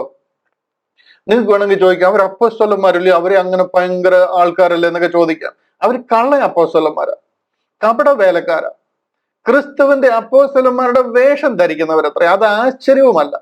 എന്താ ആശ്ചര്യമല്ലാത്ത? അടുത്ത വാക്യം, സാത്താൻ താനും വെളിച്ച ദൂതന്റെ വേഷം ധരിക്കുന്നുവല്ലോ. സാത്താൻ വരുന്നത് വലിയ കാട്ടുപോത്തിന്റെ പുറത്ത് കാലൻ ഇരിക്കുന്ന മാതിരി ഒന്നും അല്ല. വെളിച്ച ദൂതന്റെ വേഷത്തില, അപ്പോസ്തലന്മാരുടെ വേഷത്തിലാണ് വരുന്നത്. അങ്ങനെ വന്ന് നിങ്ങളെ തെറ്റിച്ചിരിക്കുക. സാത്താൻ താനും വെളിച്ച ദൂതന്റെ വേഷത്തിൽ വന്നിരിക്കുന്ന അവർ കള്ള അപ്പോസ്തലന്മാർ, അവർ കപട വേലക്കാർ. ഇത് ഇന്നത്തെ ക്രിസ്ത്യാനിക്ക് ഉൾക്കൊള്ളുക എന്ന് പറഞ്ഞു കഴിഞ്ഞാൽ ഭയങ്കര പാടാണ്. സത്യം അന്വേഷിക്കാൻ ആഗ്രഹം ഉണ്ടെങ്കിലേ ഇതൊക്കെ മനസ്സിലാകത്തുള്ളൂ. അപ്പോസ്തലന്മാരുടെ വേഷം ധരിക്കുന്നവർ, അത് ആശ്ചര്യവുമല്ല. സാത്താൻ താനും വെളിച്ച ദൂതന്റെ വേഷം ധരിക്കുന്നുവല്ലോ. ആകയാൽ അവന്റെ ശുശ്രൂഷക്കാർ അനീതിയുടെ ശുശ്രൂഷക്കാരുടെ വേഷം ധരിച്ചാൽ അതിശയമില്ല. അവരുടെ അവസാനം അവരുടെ പ്രവർത്തികൾക്ക് ഒത്തതായിരിക്കും. ഈ ഒരു ഗ്രൂപ്പ് ഉണ്ട്. ഇതിനെയാണ് ക്രിസ്ത്യാനിറ്റി എന്ന് ഇന്ന് നമ്മൾ ഊട്ടി ഉറപ്പിച്ചിരിക്കുന്ന ക്രിസ്ത്യാനിറ്റി. ആക്ച്വലി ഇതാണ്. പോളിന്റെ അഡ്രസ് പോലും ഇല്ലാത്ത രീതിയിൽ ആ സംഗതികളെല്ലാം മായ്ച്ചു കളഞ്ഞു. അത് പറഞ്ഞു കഴിഞ്ഞാൽ കൾട്ടാണെന്ന് വരത്തക്ക രീതിയിൽ ഇതിനെ ഊട്ടി ഉറപ്പിച്ചു. ഇന്ന് നമ്മൾ സത്യസുവിശേഷം പ്രസംഗിച്ചു കഴിഞ്ഞാൽ ഭയങ്കര ദുരുപദേശം പ്രസംഗിക്കുന്ന ആൾക്കാർ ഇറങ്ങിയിരിക്കുന്നു എന്ന് പറയും. ആ നിലയിലോട്ട് സാത്താൻ ഇതിന്റെ പിന്നിൽ പ്രവർത്തിച്ചിരിക്കുക. ഹല്ലേലൂയ. ഈ അധ്യായങ്ങളൊക്കെ, അതുപോലെ തന്നെ തെസലോനിക്കയിൽ നടക്കുന്ന പ്രശ്നങ്ങൾ, തെസലോനിക്കയിലൊക്കെ പോൾ ലേഖനം എഴുതി കൊടുക്കുമ്പോൾ ആ ലേഖനത്തിന്റെ അടിയിൽ എഴുതും, ഇത് ഞാൻ എഴുതിയിരിക്കുന്ന ലേഖനം, എന്റെ കൈയാൽ നിങ്ങൾക്ക് വന്ദനം. അങ്ങനെ ഒരു കോഡ് വേർഡ് ഒക്കെ എഴുതിയാ കൊടുക്കുന്നത്. അല്ലെന്നുണ്ടെങ്കിൽ അവർ ഓരോ ലേഖനങ്ങൾ അങ്ങ് എഴുതി പോളിന്റെ നിന്ന് ലഭിച്ചത് പൗലോസ് കൊടുത്തു വിട്ടെന്നൊക്കെ പറഞ്ഞ് ഒത്തിരി എന്താ പറയുന്നത്, കൗണ്ടർ ഫീറ്റ് ലെറ്ററുകളൊക്കെ വായിക്കുകയാണ്. അവിടെ പോയി അവിടെ കൊടുക്കുകയും അവിടെ അങ്ങനെയുള്ള ഭയങ്കര പ്രശ്നങ്ങൾ അവരുണ്ടാക്കിക്കൊണ്ടിരുന്നത്. ഇതിനെയാണ്, ഈ ഒരു വലിയ ഗ്രൂപ്പായിരുന്നു എക്കാലത്തും പോളിനെതിരെ തിരിഞ്ഞിട്ടുള്ളത്. അതുകൊണ്ടുണ്ടെങ്കിൽ ഈ കൃപയുടെ സുവിശേഷത്തിനെതിരെ തിരിഞ്ഞിട്ടുള്ളത്. അവിടെ അതിനൊരല്പം ഡീറ്റെയിൽ ആയിട്ട് പഠിച്ചു കഴിഞ്ഞാലേ നമുക്ക് മനസ്സിലാകത്തുള്ളൂ. അതുകൊണ്ടാണ് പറയുന്നത് സർപ്പം ഹവ്വായെ ഉപായത്താൽ ചതിച്ചതുപോലെ. ഇത് പൗലോസ് അപ്പോസ്തലനാ പറയുന്നത്. നമ്മള് പ്രസംഗിക്കുന്ന ജാതികളുടെ അപ്പോസ്തലൻ എന്ന് പറഞ്ഞ് ദൈവം ലോകത്തെ ആ സുവിശേഷം അറിയിക്കാനായിട്ട് സ്വർഗത്തിൽ നിന്ന് അപ്പോയിന്റ് ചെയ്ത പൗലോസ് അപ്പോസ്തലൻ പറയുക, അദ്ദേഹത്തെ കുറിച്ചാണ് നമ്മൾ ഈ പ്രസംഗിക്കുന്നത്. ആ നമ്മളെ അടിക്കാനായിട്ട്, അല്ലെങ്കിൽ നമ്മൾ പറയുന്നത് തെറ്റാണെന്ന് വരുത്തി തീർക്കാനായിട്ട് ഉപയോഗിക്കുന്ന വാക്യങ്ങളായിരുന്നു. സർപ്പം ഹവ്വായെ ഉപായത്താൽ ചതിച്ചതുപോലെ നിങ്ങൾ യേശുക്രിസ്തുവിനെ കുറിച്ചുള്ള ഏകാഗ്രതയും നിർമ്മലതയും വിട്ട് വഷളായി പോകുമോ എന്ന് ഞാൻ ഭയപ്പെടുന്നു. മനസ്സിലാകുന്നുണ്ടോ? ഇന്ന് അങ്ങനെ പോള് ഭയപ്പെടുന്നതിന്റെ ഒരു 100 ഇരട്ടി വഷളായിട്ട് വളഞ്ഞ് കൊന്തൊടിഞ്ഞ് കിടക്കുക. കംപ്ലീറ്റ് ആ ഒരു കാര്യത്തിൽ നിന്ന് റൂട്ട് മാറിപ്പോയിരിക്കുക. പോൾ എത്രമാത്രം പേടിച്ചോ അതിന്റെ 100 ഇരട്ടി വഷളായി പോയിരിക്കുക. സർപ്പം ഹവ്വായെ ഉപായത്താൽ ചതിച്ചതുപോലെ അതേ ഉപായമാണ് ഇവിടെ നടന്നിരിക്കുന്നത്.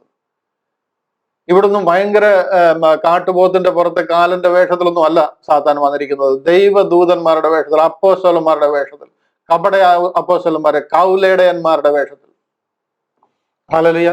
എനിക്കിത് മനസ്സിലാകുമെന്ന് വിശ്വസിക്കുന്നു. 16-ാമത്തെ അധ്യായത്തിലേക്ക് കയറണമെന്ന് ഞാൻ ആഗ്രഹിച്ചിരുന്നെങ്കിലും അത് നടന്നില്ല. ദൈവം നമ്മളെ സഹായിക്കട്ടെ. 16-ാമത്തെ അധ്യായം നമ്മൾ അടുത്ത ആഴ്ചയിൽ പഠിക്കും. അതിനായിട്ട് ദൈവം നമ്മളെ സഹായിക്കട്ടെ. 2ാമത്തെ മിഷണറി യാത്രയുടെ ആരംഭമാണ് 16-ാം അധ്യായം. ഉത്സാഹത്തോടെ എല്ലാവരും കടന്നു വന്നായിട്ട് തീർച്ചയായിട്ടും വളരെ ഇൻട്രസ്റ്റിംഗ് ആയിട്ടുള്ള അധ്യായങ്ങളാണ് അടുത്ത ചില അധ്യായങ്ങൾ. എസ്പെഷ്യലി ദൈവം അതിനായിട്ട് നമ്മളെ സഹായിക്കട്ടെ. ഉത്സാഹത്തോടെ ഇത് കേൾക്കുവാനും മറ്റുള്ളവരിൽ എത്തിക്കുവാനും ദൈവം നിങ്ങളെല്ലാവരും ബലപ്പെടുത്തട്ടെ, സഹായിക്കട്ടെ എന്ന് പ്രാർത്ഥിക്കുകയും അനുഗ്രഹിക്കുകയും പ്രബോധിപ്പിക്കുകയും ചെയ്തുകൊണ്ട് വാക്കുകൾക്ക് വിരാമം കുറിക്കുന്നു. കർത്താവിന്റെ കൃപ നമ്മോട് കൂടെ ഇരിക്കുമാറാകട്ടെ.